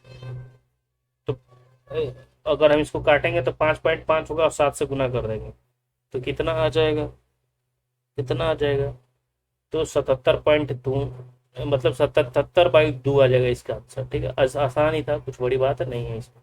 बस ये याद रखना है कि वर्गों का योग अगर आपसे पूछे तो n into n plus 1 into 2n plus 1/6 होता है, ठीक है। तो ये आपको ध्यान रखने की आवश्यकता है। 37 नंबर क्वेश्चन हमारा है कि 15 17 20 और जो है 25 32 और 35 का औसत पूछा। तो सबको जोड़कर जितना संख्या उतना से हम डिवाइड कर देंगे। तो सबको जोड़ेंगे और 1 2 3 4 5 6 संख्या है तो 6 से डिवाइड कर देंगे। तो सबको जोड़ेंगे तो कितना आ जाएगा, तो देखिए 7 5 12 5 17 2 19 5 हो गया 24, 2 फिर 2 4 6 3 9 3 12 और 2 14, यानी 144 बटा 6। इसको काटेंगे तो कितना बार में कटेगा, तो 24 बार में कटेगा, तो 24 इसका आंसर हो जाएगा। चलिए आगे देख लेते हैं क्वेश्चन हम लोग। नेक्स्ट है क्वेश्चन 38 नंबर क्वेश्चन बोल रहा है क्या है कि 11 परिणामों का औसत 50। तो 11 परिणामों का औसत कितना है, 50 है, और 6 परिणामों का औसत 49 है, अंतिम 6 परिणामों का औसत 52 है। तो कुछ नहीं करना है, सबसे पहले क्या करेंगे 11 गुने 50, 11 गुने 50 जब हम करेंगे तो क्या हो जाएगा, 11 5 55 यानी 550 हो गया। अब देखिए 6 परिणामों का औसत जो है 49 है, तो 6 गुने क्या करेंगे 49 करेंगे तो 6 9 54 और 6 चौके 24 और 5 29, यानी 294। फिर 6 परिणाम का औसत कितना है, 52 है, तो इसको हम गुना करेंगे 52 से। 6 दूनी 12 और 6 पचे 30 है 31, यानी 312। अब छठा परिणाम हम ज्ञात करेंगे, तो इसको जोड़ेंगे और इसमें से घटा देंगे, ठीक है। तो हमारा उत्तर हमें मिलकर आ जाएगा। तो देखिए 312 294 कितना हो जाए, 3 दो 500 और 94 और 600 हो गया, 606 हो गया, यानी 606 में से हम 550 को क्या करेंगे, घटा देंगे। तो कितना आ जाएगा, तो 56 मात्र आंसर आ जाएगा। तो 56 इसका आंसर आ जाएगा, ठीक है। चलिए आगे देख लेते हैं हम लोग क्वेश्चन। नेक्स्ट है 39 नंबर क्वेश्चन। बोल रहा है कि पी और क्यू की आयु जो है 50 और 40 है। कितना है, 50 और 40 है। तो इस क्वेश्चन को जो है ना आप आसानी से बना सकते हैं। कैसे हो रहा है क्या कि पी और क्यू की जो है आयु दिया हुआ है कि 50-40 है, कितने वर्ष पहले 3:2 हो जाएगा, ठीक है। यही हमसे क्वेश्चन पूछा है, ठीक है, जो बहुत ही इजी है, ठीक है। तो देखिए हम ऑप्शन से इसको आप सबसे पहले बना दीजिए। मान लेते हैं कि पहला ऑप्शन 20 ले लीजिए, तो 20 वर्ष पहले कितना हो जाएगा, 30, और 40 में से 20 घटाएंगे तो कितना हो जाएगा, 20। और इनका देख लीजिए 3:2 आ गया, पहला ही ऑप्शन हमारा हो गया आंसर, ठीक है। और बाकी इसको अगर आपको बनाना है तो बना सकते हैं। कैसे बना सकते हैं, तो बना सकते हैं बहुत इजी। 50 लिखेंगे और इसमें से कितना वर्ष पहले तक घटाएंगे, 40 लिखेंगे, कितना वर्ष पहले तो घटाएंगे, और इनका रेशियो जो है 3:2 हो जाएगा। अब x का मान निकाल देंगे, हमारा आंसर हो जाएगा, ठीक है। चलिए आगे देख लेते हैं क्वेश्चन। 40 नंबर क्वेश्चन बोला है कि राधा और मुरारी की आयु का अंतर 12 वर्ष है। राधा और मुरारी में अंतर कितना है, तो 12 वर्ष का अंतर है। बोल रहा है कि 5 वर्ष पहले उनकी आयु का योग जो है 28 वर्ष था। 5 वर्ष पहले उनकी आयु का जो था योग कितना था, तो 28 वर्ष था, ये ध्यान रखना है। चलिए, और यदि राधा की आयु मुरारी की आयु से अधिक है तो मुरारी की वर्तमान आयु ज्ञात करें। इसमें कोई बड़ी बात नहीं है। देखिए राधा को मान लो कि x है और मुरारी को मान लो y है, तो x माइनस वाई का अंतर कितना है, 12 का। उसी प्रकार देख लेते हैं 5 वर्ष पूर्व, 5 वर्ष पहले उनके योग कितना, 28 वर्ष है। तो 5 वर्ष पहले बोल रहा है ना, तो यानी x माइनस 5 और प्लस वाई माइनस 5, और इनका योग कितना है, तो 28 वर्ष है। इक्वेशन बना देते हैं। तो ये देखिए 5 5 कितना हो जाएगा, 15, सॉरी 5 5 10 हो जाएगा, और 28 है तो उधर जाएगा तो कितना हो जाएगा, 38, यानी x प्लस वाई बराबर माइनस 5 5 माइनस 10, और ऊपर उस तरफ जाएगा तो 28 10 कितना हो जाएगा, 38। तो x प्लस वाई का मान हो गया 38। तो यहाँ से x का मान निकाल देते हैं, तो x का मान कितना आ जाएगा, 25, और y का मान कितना आ जाएगा, y का मान आ जाएगा 13। बोल रहा है मुरारी का माने थे y, तो 13 आंसर हो गया। बहुत ही इजी सा इक्वेशन से हम इसको बना सकते हैं, ठीक है। चलिए आगे देख लेते हैं क्वेश्चन। 41 नंबर यहाँ से रीजनिंग हम लोग देख लेते हैं। पहला क्या है कि रणथंभौर जो है कहाँ है, राजस्थान में। तो बताइए काजीरंगा कहाँ है, तो काजीरंगा हम सभी जानते हैं कि असम में है काजीरंगा, एक सिंह गेंडा वाले के लिए प्रसिद्ध भी है। नेक्स्ट हमारा है 42 नंबर क्वेश्चन। तो 42 नंबर बोल रहा है क्या कि मणिपुर इम्फाल से संबंधित है। तो नागालैंड, तो मणिपुर का इम्फाल होता है राजधानी, तो नागालैंड का हम सभी जानते हैं क्या होता है, कोहिमा। नेक्स्ट है क्वेश्चन हमारा 43 नंबर क्वेश्चन। 43 नंबर क्या है, तो देखिए 13 को 28 लिखा गया है, 15 को 30 लिखा गया है, उसी प्रकार 20 को क्या लिखा जाएगा, ठीक है। तो यहाँ पे समझिएगा 13 को 28 लिखा गया, 13 को 28 लिखा गया, 15 को 30 लिखा गया, तो 20 को क्या लिखा जाएगा। तो 13 को 28 कैसे लिखा गया, तो 13 में ऐड कीजिए 15 तो 28, 20 में ऐड कीजिए 15 तो 30, 30 में 15 तो 30, 20 में 15 जोड़ेंगे तो कितना हो जाएगा, तो कहिएगा सर 35 हो जाएगा। तो 35 इसका आंसर हो गया, ठीक है। नेक्स्ट हमारा 44 नंबर क्वेश्चन बोल रहा है क्या कि रोहित ने फोटोग्राफर की ओर इशारा करते हुए कहा कि वह मेरे पिता के इकलौते पुत्र की पुत्री है। रोहित जो है ना एक फोटोग्राफ की ओर देखता है और कहता है ये जो फोटो है ये मेरे पिता के इकलौते पुत्र की पुत्री है। तो रोहित का इस फोटोग्राफ वाली लड़की से क्या संबंध है, तो सीधा सा पता चल रहा होगा कि पिता का ही संबंध है, खुद बाप लगेगा उसका उस फोटो पे।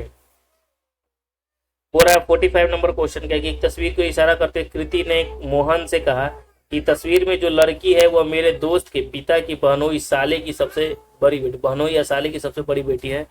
तो कृति के दोस्त से उस लड़की का संबंध पूछा है, ठीक है। तो इसको आप बनाना है तो बना भी सकते हैं, बाकी आपको पता चल जाएगा कि भाई बहन का रिलेशन है, लेकिन चचेरा मचेरा पुपेरा जो भी हो, ठीक है।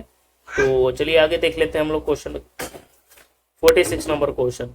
गुरु की माँ सचिन की माँ की इकलौती बेटी है। गुरु की माँ क्या करिए कि सचिन की माँ की इकलौती बेटी है, तो गुरु के सचिन से क्या संबंध है, ये हमसे पूछ रहा है। तो गुरु का सचिन से क्या संबंध होगा, भाजा का संबंध है। नेक्स्ट है क्वेश्चन 47 नंबर क्वेश्चन, यहाँ पे देख लेते हैं क्वेश्चन। देखिए 96 है, 96 को 98 लिखा गया, तो 98 लिखा गया यानी +2 किया गया, यहाँ पे समझ सकते हैं। फिर 98 से 104 कितना, 102, तो 4 जोड़ा गया। 102 से 108 या मतलब 110 तो 8 जोड़ा गया, और 110 से 126 यानी 16, यानी 2 से यहाँ 2 का अंतर है, इनका 4 का अंतर है, 2 अंतर 4 अंतर, यहाँ से देखिए 8 का अंतर, यहाँ से देखिए 16 का अंतर। तो अगला बार कितना का अंतर होगा, 32 का, 32 जोड़ेंगे तो इकाई कितना आ जाएगा, तो यहाँ पे आपको समझ में आ जाएगा, यानी 158 इसका आंसर आएगा। 126 में 32 जोड़ेंगे तो। 48 नंबर क्वेश्चन है, यहाँ पे देखिए 549, फिर 508, फिर 467, फिर 426, फिर 385। तो 385 से इसमें कम होगा, तो कितना कम होगा भाई, ज्यादा कम होगा। तो यहाँ डिफरेंस आपको पता चल रहा होगा। तो देखिए सब में -41 का कमी है, तो 385 में से -41 घटाएं तो 5 में से गया 4, यानी इकाई अंक पता चल गया हमारा 344, यानी 4 इकाई अंक, तो 344 इसका आंसर। सब में -41 -41 कर दीजिए। अगला क्वेश्चन हम लोग देख रहे हैं कि BFIMPT, ठीक है। तो अगला बात क्या होगा, तो B को क्या लिखा जाता है 2, F को क्या है 6, यहाँ तो आपको पता होगा, ये बताने की तो जरूरत है नहीं हमें, ठीक है। B का जो कोड है वो कितना होता है, तो B का कोड होता है 2, F का कोड होता है 6, I का कोड होता है 9, M का कोड होता है 13, P का कोड होता है 16 और T का कोड होता है 20। अब यहाँ पे समझिए अगला निकालना है, तो 2 तिया कितना का अंतर है, 4 का, फिर 3 का अंतर है, फिर 4 का अंतर है, फिर 3 का अंतर है, फिर 4 का अंतर है, तब फिर 3 का अंतर यानी 23। तो 23 पे कौन होता है भाई, तो 23 पे कहेगा कि W होगा, तो यानी W इसका आंसर हो जाएगा। चलिए आगे देख लेते हैं हम लोग question 50 number question. 50 number question क्या कर रहा है कि जो है 3 जो है किसी तरह से संगत है, तो असंगत इसमें से बताना। तो चतुर्भुज चतुर्भुज चतुर्भुज, इसमें 4 4 4 4, इसमें 4 4 4 4, ठीक है। इसमें 3 3 3, ठीक है। इसमें जो है बाहर ये है तो अंदर ये है, इसमें देखिए बाहर अंदर समान, बाहर अंदर समान, तो यही हमारा इसका आंसर हो जाएगा C, ठीक है।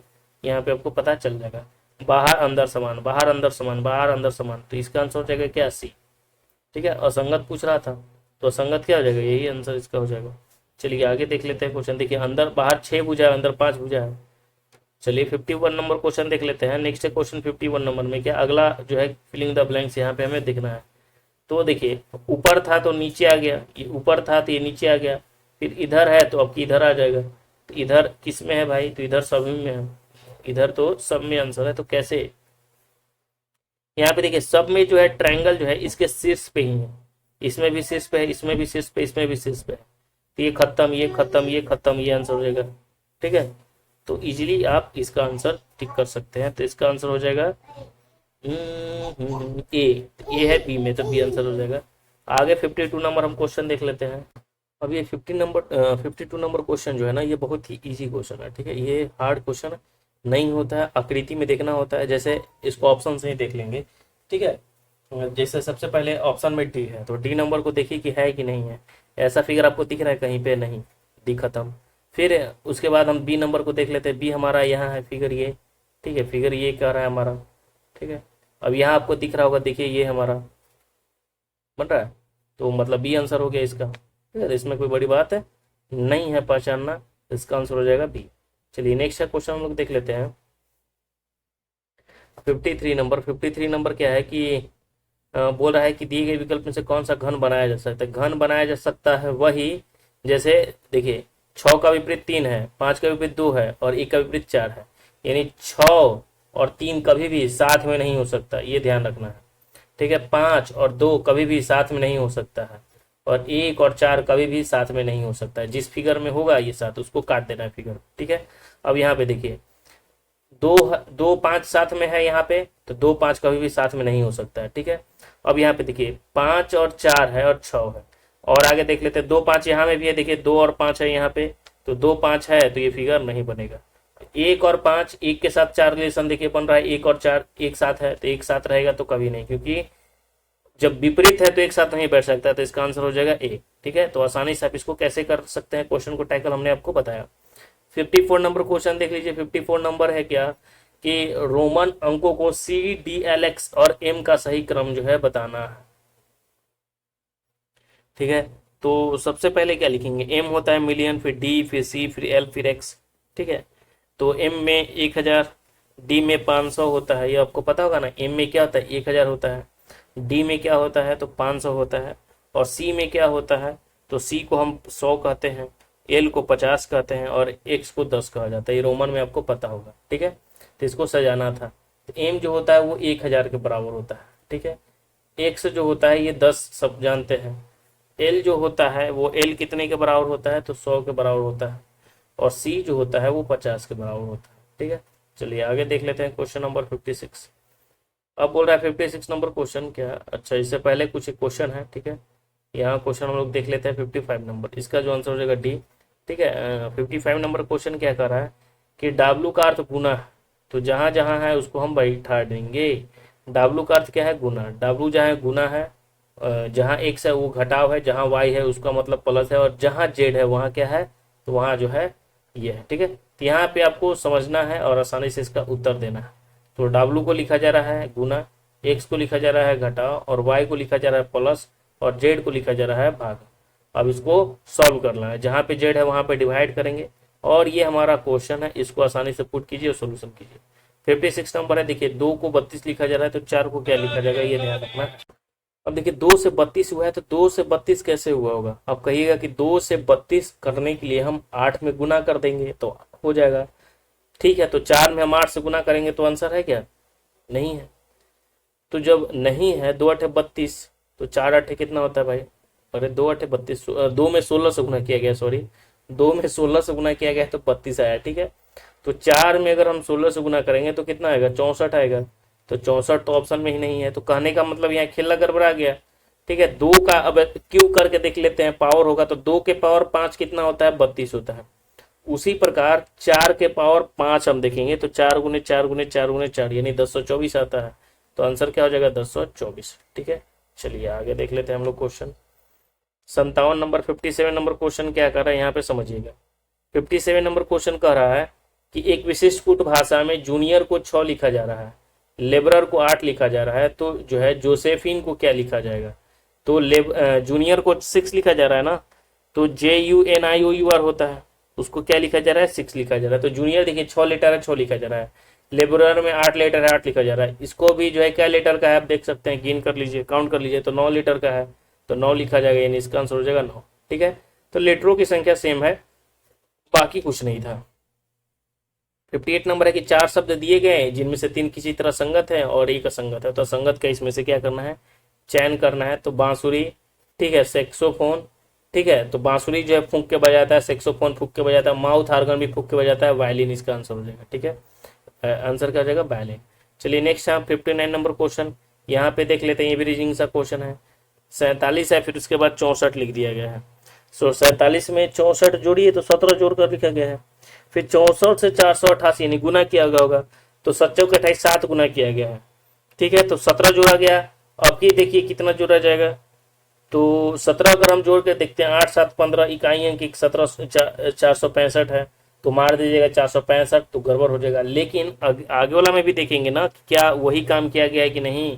अब यहाँ देखिए ये जो है 5 गुना है, यानी कहने का मतलब है जब ये 7 गुना था तो ये 5 गुना यानी 2 कम हो गया था, यानी 47 में 17 जोड़ा तो आपकी 15 जोड़ देंगे, 2 कम करके जोड़कर, 2 कम करके जोड़ना है, 2 कम करके गुना किया करना है, ठीक है।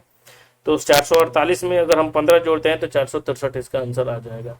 नेक्स्ट है क्वेश्चन हमारा 60 नंबर क्वेश्चन। अब बोल रहा है क्या कि क्रिकेट में खिलाड़ियों की संख्या कितनी होती है, तो क्रिकेट में खिलाड़ियों की संख्या 11 होती है। तो कबड्डी में बता दीजिए 7 होता है। नेक्स्ट है हमारा 61 नंबर क्वेश्चन, निम्नलिखित में से किस वाक्य में सर्वनाम का प्रयोग हुआ है।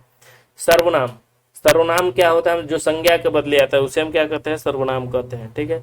तो सर्वनाम का प्रयोग देखिए यहाँ आज बरसात होगी इसमें तो किया गया नहीं है, ठीक है, ये ध्यान रखना, आज बरसात होगी इसमें नहीं किया गया है, ठीक है। क्योंकि सर्वनाम क्या है, मैं वह तुम ये सब सर्वनाम होता है, ये खत्म, इसमें भी नहीं है। सीमा और रीमा ये तो नाउन है, तो बी आंसर हो जाएगा इसका, ठीक है। मैं यहाँ पे क्या है सर्वनाम। आगे देख लेते हैं हम लोग 62 नंबर क्वेश्चन, शुद्ध वर्तनिका विरहिणी, विरहिणी विरहिणी विरहनी या विरहिणी, इसमें से आपसे पूछेगा क्वेश्चन ना कि कौन शुद्ध है। वीरहिनी, वीरहिनी गलत, वीरहनी गलत, वीरिहनी, वीरिहनी नहीं होता है वीरहनी होता है, वीरहिनी, वीरहिनी, क्या होता है वीरहिनी। ठीक है, तो शुद्ध क्या लिखा हुआ है वीरहिनी, ये ध्यान रखना है। शुद्ध होता है वीरहिनी, क्या होता है वीरहिनी, वीरहिनी, वीरहिनी, वीरहिनी। शुद्ध अशुद्ध पूछ देगा ना, क्या होगा, मिस्टेक नहीं होगा, तो ये ध्यान रखना है। आगे भाई देख लेते हैं 63 नंबर क्वेश्चन क्या करा कि विलोम शब्द। स्थूल का क्या होता है उल्टा, ये आपको ध्यान रखना है। स्थूल का उल्टा सूक्ष्म, तो पहला का बी। स्नेह शक्ति का उल्टा क्या होता है स्नेहरिक्त, दूसरा का ए। विराट का क्या होता है, विराट बहुत बड़ा होता है तो इसको हम क्षुद्र कह सकते हैं। और मौन का क्या होता है शाश्वर होता है। तो यहाँ पे आपको पता चल गया कि बी इसका आंसर हो जाएगा। नेक्स्ट है क्वेश्चन हमारा 64 नंबर क्वेश्चन। जिसके पास घर ना हो उसे क्या कहते हैं। अब जिसके पास घर ना हो उसे अनिकेत कहा जाएगा। ठीक है, चोर का पर्यायवाची क्या होता है, तो चोर को क्या क्या कहा जाता है भाई, तो चोर को उदक कहा जाता है। नेक्स्ट है 66 नंबर क्वेश्चन कि पिताजी की मृत्यु का समाचार सुनकर मैं जो है दुखी हो उठा, शोकाकुल हो उठा, व्याकुल तो होगा नहीं, चिंतित, चिंतित तो हो सकता है, चिंतित हो उठा, लेकिन यहाँ पे सबसे सुटेबल हमें इसमें करना है। ठीक है, ये ध्यान रखना है। चोर का पर्यायवाची में देखिए चोर होता है, रजनीचर होता है, तस्कर होता है, कुंभिल होता है, कम्बिज होता है, ये सब चोरी का होता है। ठीक है, ये ध्यान रखना है। अब यहाँ पे देखिए पिताजी की मृत्यु समाचार सुनकर मैं दुखी हो उठा या शोकाकुल, तो मृत्यु के बाद आदमी शोक में हो जाता है, चला जाता है। ठीक है, तो शोकाकुल यहाँ बेहतर होगा। ठीक है, ये ध्यान रखना है। बाकी नेक्स्ट हमारा है क्योंकि अशुभ समाचार शोक समाचार होता है ना, किसी की मृत्यु। नेक्स्ट है कि घर में नहीं दाने बुढ़िया वाली चूनाने। ठीक है, घर में नहीं दाने और बुढ़िया चली क्या भुनाने। तो ये कहावत जो है, मुहावरा जो है किससे संबंधित है, तो झूठा दिखावा करना। ठीक है, जो झूठा दिखावा करता है उसी के लिए परफेक्ट हो जाएगा। अब यहाँ पे देखिए जो है हमारा क्या है, तो कहिएगा कि सर ये क्या है, तो ये हमारा है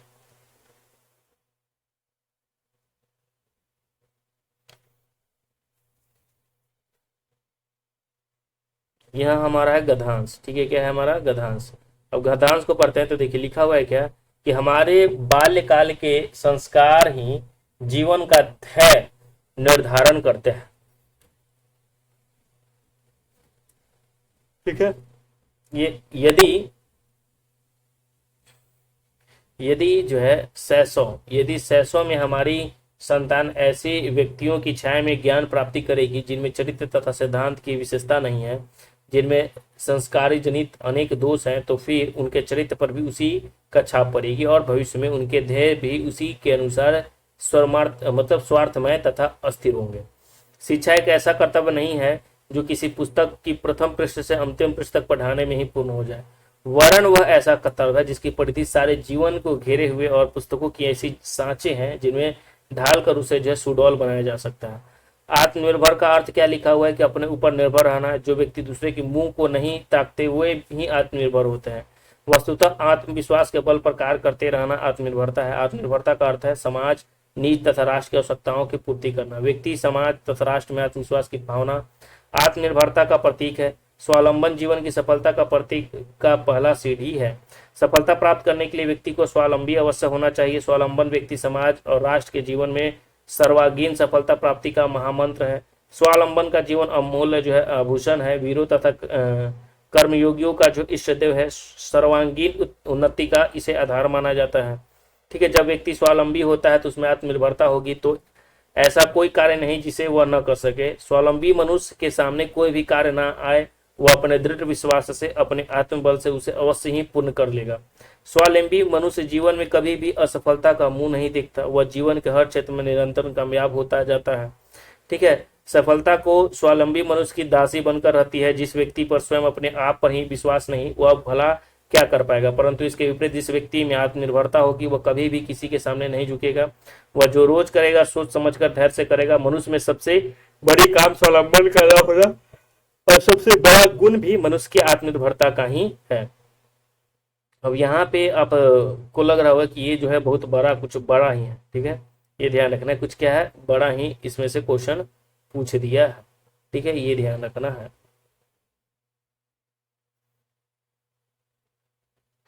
तो देखिए यहाँ पे हमारा बड़ा कुछ गधांश है, तो देख लेते हैं गधांश को थोड़ा सा। गधांश को तो हमने पढ़ लिया। गधांश अब बड़ा क्वेश्चन है, गधांश के क्वेश्चन एक ही है। ठीक है, तो बस हो सकता है मे भी क्वेश्चन गधांश का पूछेगा नहीं, हमें लगता है जहां तक। देखिए सर्वांगीण सफलता प्राप्ति का महामंत्र लेखक के अनुसार क्या है? तो महामंत्र लेखक के अनुसार है आत्मनिर्भरता और आत्मबल। ठीक है, 69 नंबर क्वेश्चन देख लेते हैं कि स्वार्थमय तथा अस्थिर शब्दों के विलोम क्रमशः किस विकल्प में सम्मिलित है? तो अगर हम बात करें तो निस्वार्थ क्या होता है? गतिहीन होता है। नेक्स्ट हमारा 70 नंबर क्वेश्चन की सफलता, कार्य और आत्मनिर्भरता शब्दों के लिए लिंग बताना है। ठीक है, कौन सा लिंग है भाई? तो हम सभी जानते हैं कि सफलता जो है क्या है, सफलता की अगर हम बात करें तो स्त्रीलिंग है, कार्य क्या है? पुल्लिंग है, और आत्मनिर्भरता भी क्या है? पुल्लिंग है। नेक्स्ट है क्वेश्चन 71 नंबर, यहाँ से इंग्लिश शुरू होता है। अब यहाँ पे देखिए एंथोलॉजी क्या होता है? एंथोलॉजी में एंथोलॉजी का साइनोनिम्स की अगर हम बात करें, एंथोलॉजी का साइनोनिम्स, तो एंथोलॉजी मतलब कलेक्शन, कलेक्शन करने का मतलब क्या होता है? एंथोलॉजी होता है संकलन करना, और कलेक्शन मतलब भी क्या होता है? संचय करना, इकट्ठा करना। अब यहाँ पे इनहेरिटेंस मतलब इनहेरिटेंस लिखा हुआ है, इनहेरिटेंस होता है वंशागति। ठीक है, लिगेसी विरासत, करेंसी मुद्रा। ठीक है, नेक्स्ट हमारा है 72 नंबर क्वेश्चन। यहाँ क्या कर रहा है कि एकुम्ब्रेंस क्या होता है? एकुम्ब्रेंस, अब एकुम्ब्रेंस में कंफ्यूजन नहीं होना है। डिस्ट्रॉय क्या होता है? बर्बाद कर देना होता है। डिसअपियर की अगर हम बात करें तो डिसअपियर का मतलब क्या होता है? तो निराश होना होता है। स्टिमुलेंट क्या होता है? तो उत्तेजक पदार्थ होता है। ऑब्स्टेकल क्या होता है? ऑब्स्टेकल की अगर हम बात करें तो बाधा, और इंकुम्बरेंस का मतलब भी क्या होता है? बाधा या भा, तो इसका आंसर हो जाएगा सी।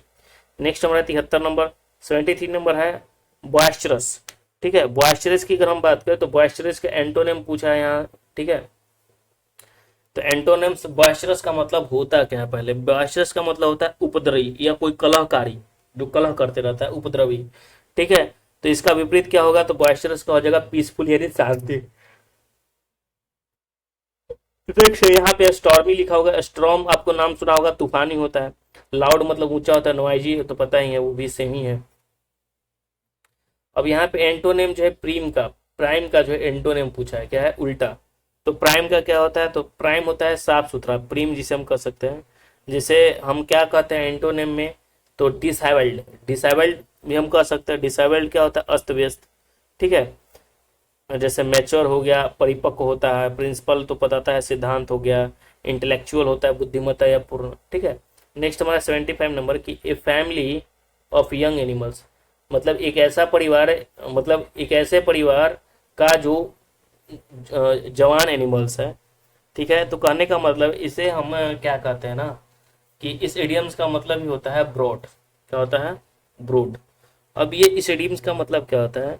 A family of young animals, मतलब नौजवान जानवरों का एक परिवार, जिसे हम क्या कहते हैं? ब्रूड कहते हैं। नेक्स्ट क्या होता है? घोंसला, क्लच तो पता होगा, पकड़ना होता है। ऑफ स्प्रिंग क्या होता है? तो संतान होता है। नेक्स्ट हमारा 76 नंबर क्वेश्चन कि select the meaning of the given idioms, जैसे apple and orange. Apple and orange क्या है? दोनों डिफरेंट थिंग्स है, तो डिफरेंट थिंग्स इसका आंसर हो जाएगा। ठीक है, 77 नंबर हमारा क्वेश्चन है कि no string attached. No string attached का मतलब क्या होता है? तो विदाउट कंडीशन टू रिस्ट्रिक्शंस, जिसे हम कह सकते हैं। ठीक है, ये यानी बिना शर्त के। नेक्स्ट है क्वेश्चन 78 नंबर क्वेश्चन। अब यहाँ पे जो है एरर बताना है, तो एवरी एम्प्लॉय क्या है यहाँ? Every employ. ठीक है, ऑफ द कंपनी। तो यहाँ पे देखिए एवरी के साथ जब सिंगुलर नाउन लगता है, ठीक है, एवरी के साथ जो है सिंगुलर नाउन लगता है, तो सिंगुलर क्या वर्ब भी लगता है। यहाँ लिखा हुआ है वेयर, यही हमारा क्या है? गलत है, यहाँ वाज होगा। ठीक है, क्या होगा? वाज होगा, सिंगुलर वर्ब वाज। यहाँ आंसर हो जाएगा मेरे भाई। ओहो,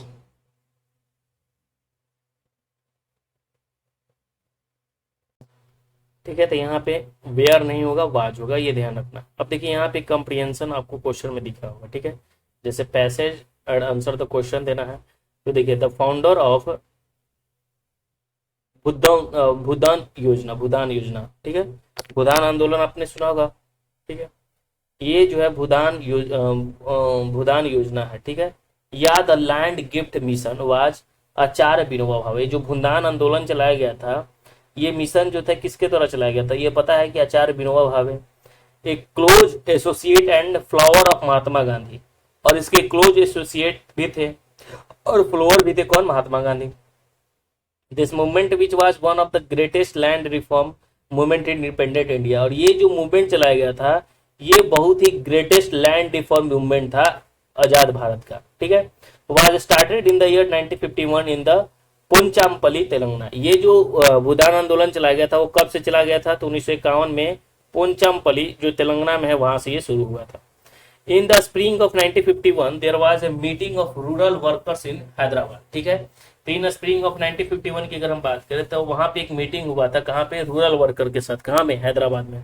सिंस चूंकि Vinoba Bhave never use money, वो जो है मनी का इस्तेमाल नहीं करना चाहते थे, he decided to walk to his meeting which was some 300 miles away from where lived, ठीक है, on the way in every village through which he passed, ठीक है।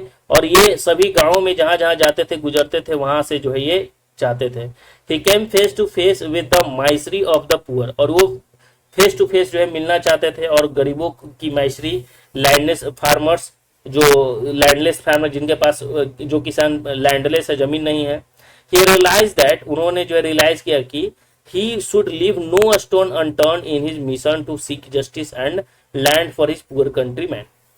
When he reached Hyderabad, जब वो हैदराबाद पहुंचे, he went straight to a village. In one of the prayer meetings, he appealed to the landlords. He said, if you had 5 sons and a 6th were born to you, अगर आपके पास 5 लड़के हैं और छठा जो है born 6 were born to you, तो और छठा जो तुम हो, तो उड़ी मतलब wouldn't you give him a portion of your estate? Treat me as you 6th and son and give me 1/6 of your land for distribution to the poor, ठीक है। His words struck a chord among the landlords. Land was voluntarily donated, and with the 2 months that was spent in Hyderabad, Vinova received nearly 12,000 areas in the trust of the landless, ठीक है। Encouraged by this success, he traveled across India to convince the wealthy landlords to share a small area of their land with their poor, landless neighbors. By 1969, the Bhudan movement had collected over 4 million acres of land of distribution, ठीक है। जैसे मान लें कि आप 5 भाई है, ठीक है, तो आप छठा एक भाई समझकर जो है आपको दान देना, तो उस ऐसे कर करके जो है इन्होंने 4 मिलियन एकड़ जो है ना लैंड जो है रीडिस्ट्रीब्यूशन किया था।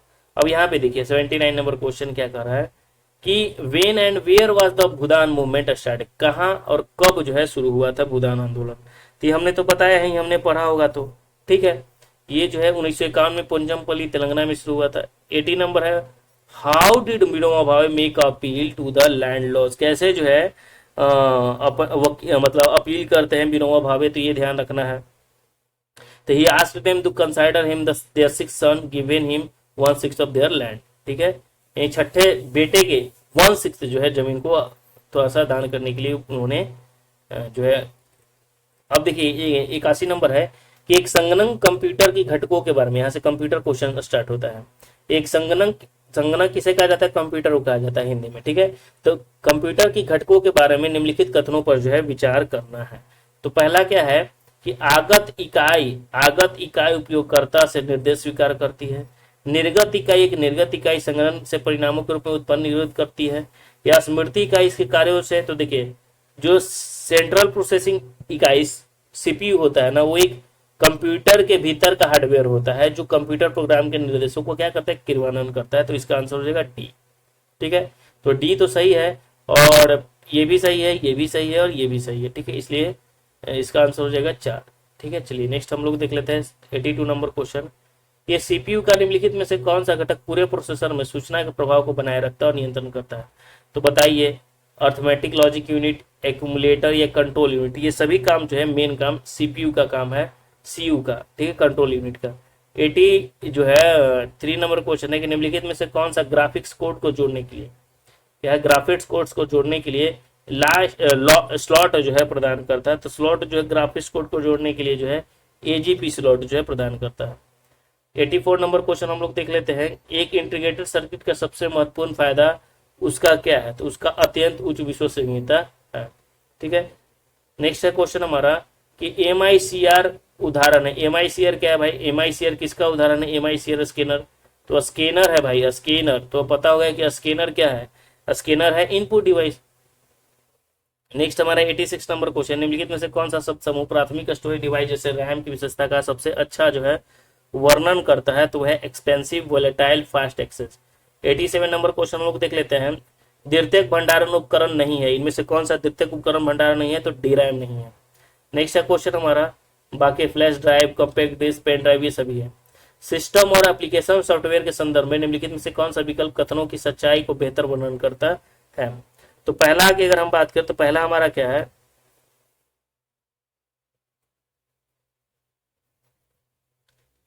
पहला अगर है कि सिस्टम सॉफ्टवेयर एक विशेष परियोजनार्थ सॉफ्टवेयर होता है। ठीक है, क्या ये सही है? ठीक है, तो ये बिल्कुल सही नहीं है। दूसरा क्या कह रहा है कि एप्लीकेशन सॉफ्टवेयर एक समान परियोजनात्मक सॉफ्टवेयर होता है, बिल्कुल नहीं। इसका आंसर हो जाएगा डी होगा। नेक्स्ट हमारा है 89 नंबर क्वेश्चन, निम्नलिखित में से कौन सा सिस्टम सॉफ्टवेयर नहीं है, सिस्टम सॉफ्टवेयर इनमें से नहीं है। तो देखिए डॉस है, डिस्क ऑपरेटिंग सिस्टम है, यूनिक्स है, विंडोज है, जो है कैस्पेर्स्की जो है नहीं है। ठीक है, एंटीवायरस सॉफ्टवेयर है, ये सिस्टम सॉफ्टवेयर नहीं है। कैस्पेर्स्की जो होता है वो एंटीवायरस है सॉफ्टवेयर। नेक्स्ट है हमारा क्वेश्चन कि निम्नलिखित में से कौन सा वह प्रोग्राम है जो उच्च स्तरीय भाषा हाई लेवल लैंग्वेज में दिए गए प्रत्येक निर्देश को रूपांतरित यानी ट्रांसलेट करता है और अगले निर्देश पर जाने से पहले उसे निष्पादित जो है करता है। तो ये ध्यान रखना है, इंटरप्रेटर है। ठीक है, इंटरप्रेटर। नेक्स्ट है क्वेश्चन हमारा 91 नंबर है, पाइथन में फाइल प्रोसेसिंग के संदर्भ में फाइल ऑपरेशन की सही क्रम की जो है पहचान करना है। तो पहचान करना, पढ़े या लिखे, ऑपरेशन करना, एक फाइल खोले या एक फाइल बंद करे। तो सबसे पहले अगर हम बात करें तो एक फाइल खोले, फिर पढ़े या लिखे, ऑपरेशन करे, फिर आप बंद कर दे, पीएससी हो जाएगा। नेक्स्ट हमारा है 92 नंबर क्वेश्चन है, कंप्यूटर केवल निर्देशों का कार्यान्वयन कर सकता है जो होता है किसमें होता है भाई, तो ये होता है मशीन लैंग्वेज में होता है। 93 नंबर, एक कंप्यूटर में डेटा को प्रोसेस करने के लिए इनमें से किस भाषा का उपयोग किया जाता है, तो बाइनरी भाषा का इस्तेमाल किया जाता है। 94 नंबर क्वेश्चन हम लोग देख लेते हैं कि MS वर्ड का प्रयोग मूलतः निम्नलिखित में से किस लिए किया जाता है, तो इसको जो विभिन्न प्रलेख तैयार करने के लिए किया जाता है।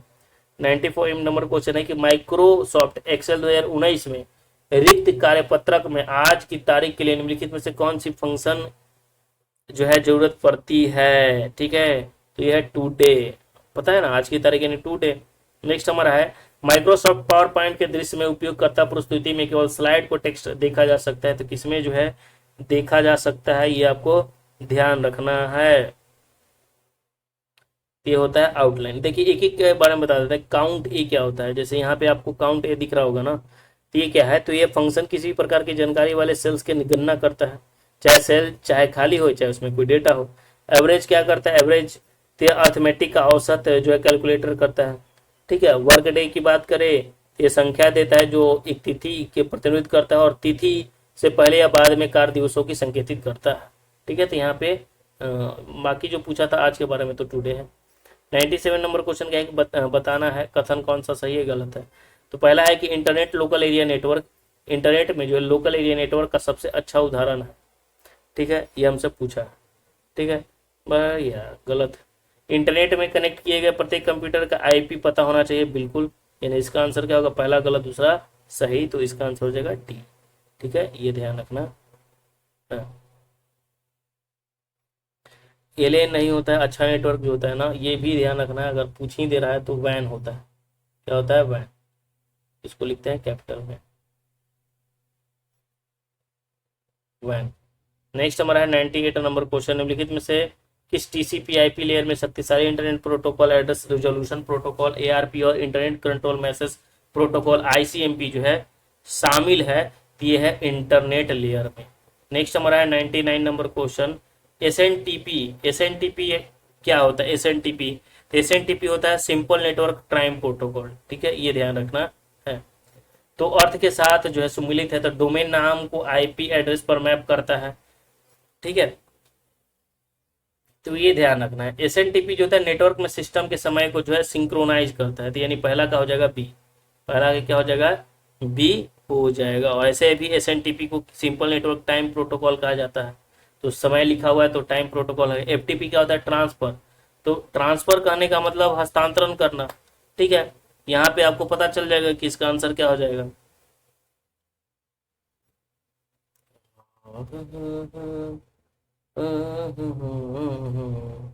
डोमेन नाम को आईपी एड्रेस पर मैप करता है, तो यह एसएनटीपी। ठीक है, पहला का पहला ही आंसर होगा। ठीक है, पहला का पहला पहला पहला। ठीक है, ये ध्यान रखना है। अब यहाँ पे एफटीपी दूसरा हो जाएगा इसका आंसर। डीएनएस जो हो जाएगा, डीएनएस क्या होता है, डाटाबेस मैनेजमेंट सिस्टम, ये डीएनएस है। ठीक है, ये डीएनएस क्या होता है, तो डोमेन नेम सिस्टम होता है। डीबीएस तो हम बता दिए। ठीक है, ये ध्यान रखना है। जैसे meso.com ये क्या है, डोमेन होता है, तो ये ध्यान रखना है। आगे है क्वेश्चन टैलेंट। टैलेंट स्थानीय कंप्यूटर को दूरस्थ कंप्यूटर से जोड़ता है। टेलनेट, टेलनेट जिसे हम कहते हैं। तो ये इसका आंसर जो होगा सामने ही सामने होगा। ठीक है, तो पहला का बी, दूसरा का दो, तीसरा का तीन और चौथा का डी। आगे देख लेते हैं 100 नंबर जो हमारा लास्ट क्वेश्चन है आज का। निम्नलिखित में से कुछ क्षेत्र का नाम बताएं जो कंप्यूटर को टेलीफोन लाइन से जोड़ता है। बताओ, कंप्यूटर को टेलीफोन लाइन से जोड़ने का काम कौन करता है, तो टेलीफोन को कंप्यूटर से टेलीफोन लाइन से जोड़ने का काम करता है मॉडेम। कौन करता है, मॉडेम। मॉडेम मॉडेम मॉडेम करता है। कौन करता है, मॉडेम करता है। तो यहाँ हमारा जो है 100 प्रश्न कंप्लीट होता है। ठीक है, अगले सेट में मिलेंगे। वीडियो पसंद आ रहा तो वीडियो को लाइक और चैनल को सब्सक्राइब कर दीजिए। जय हिंद, राम राम।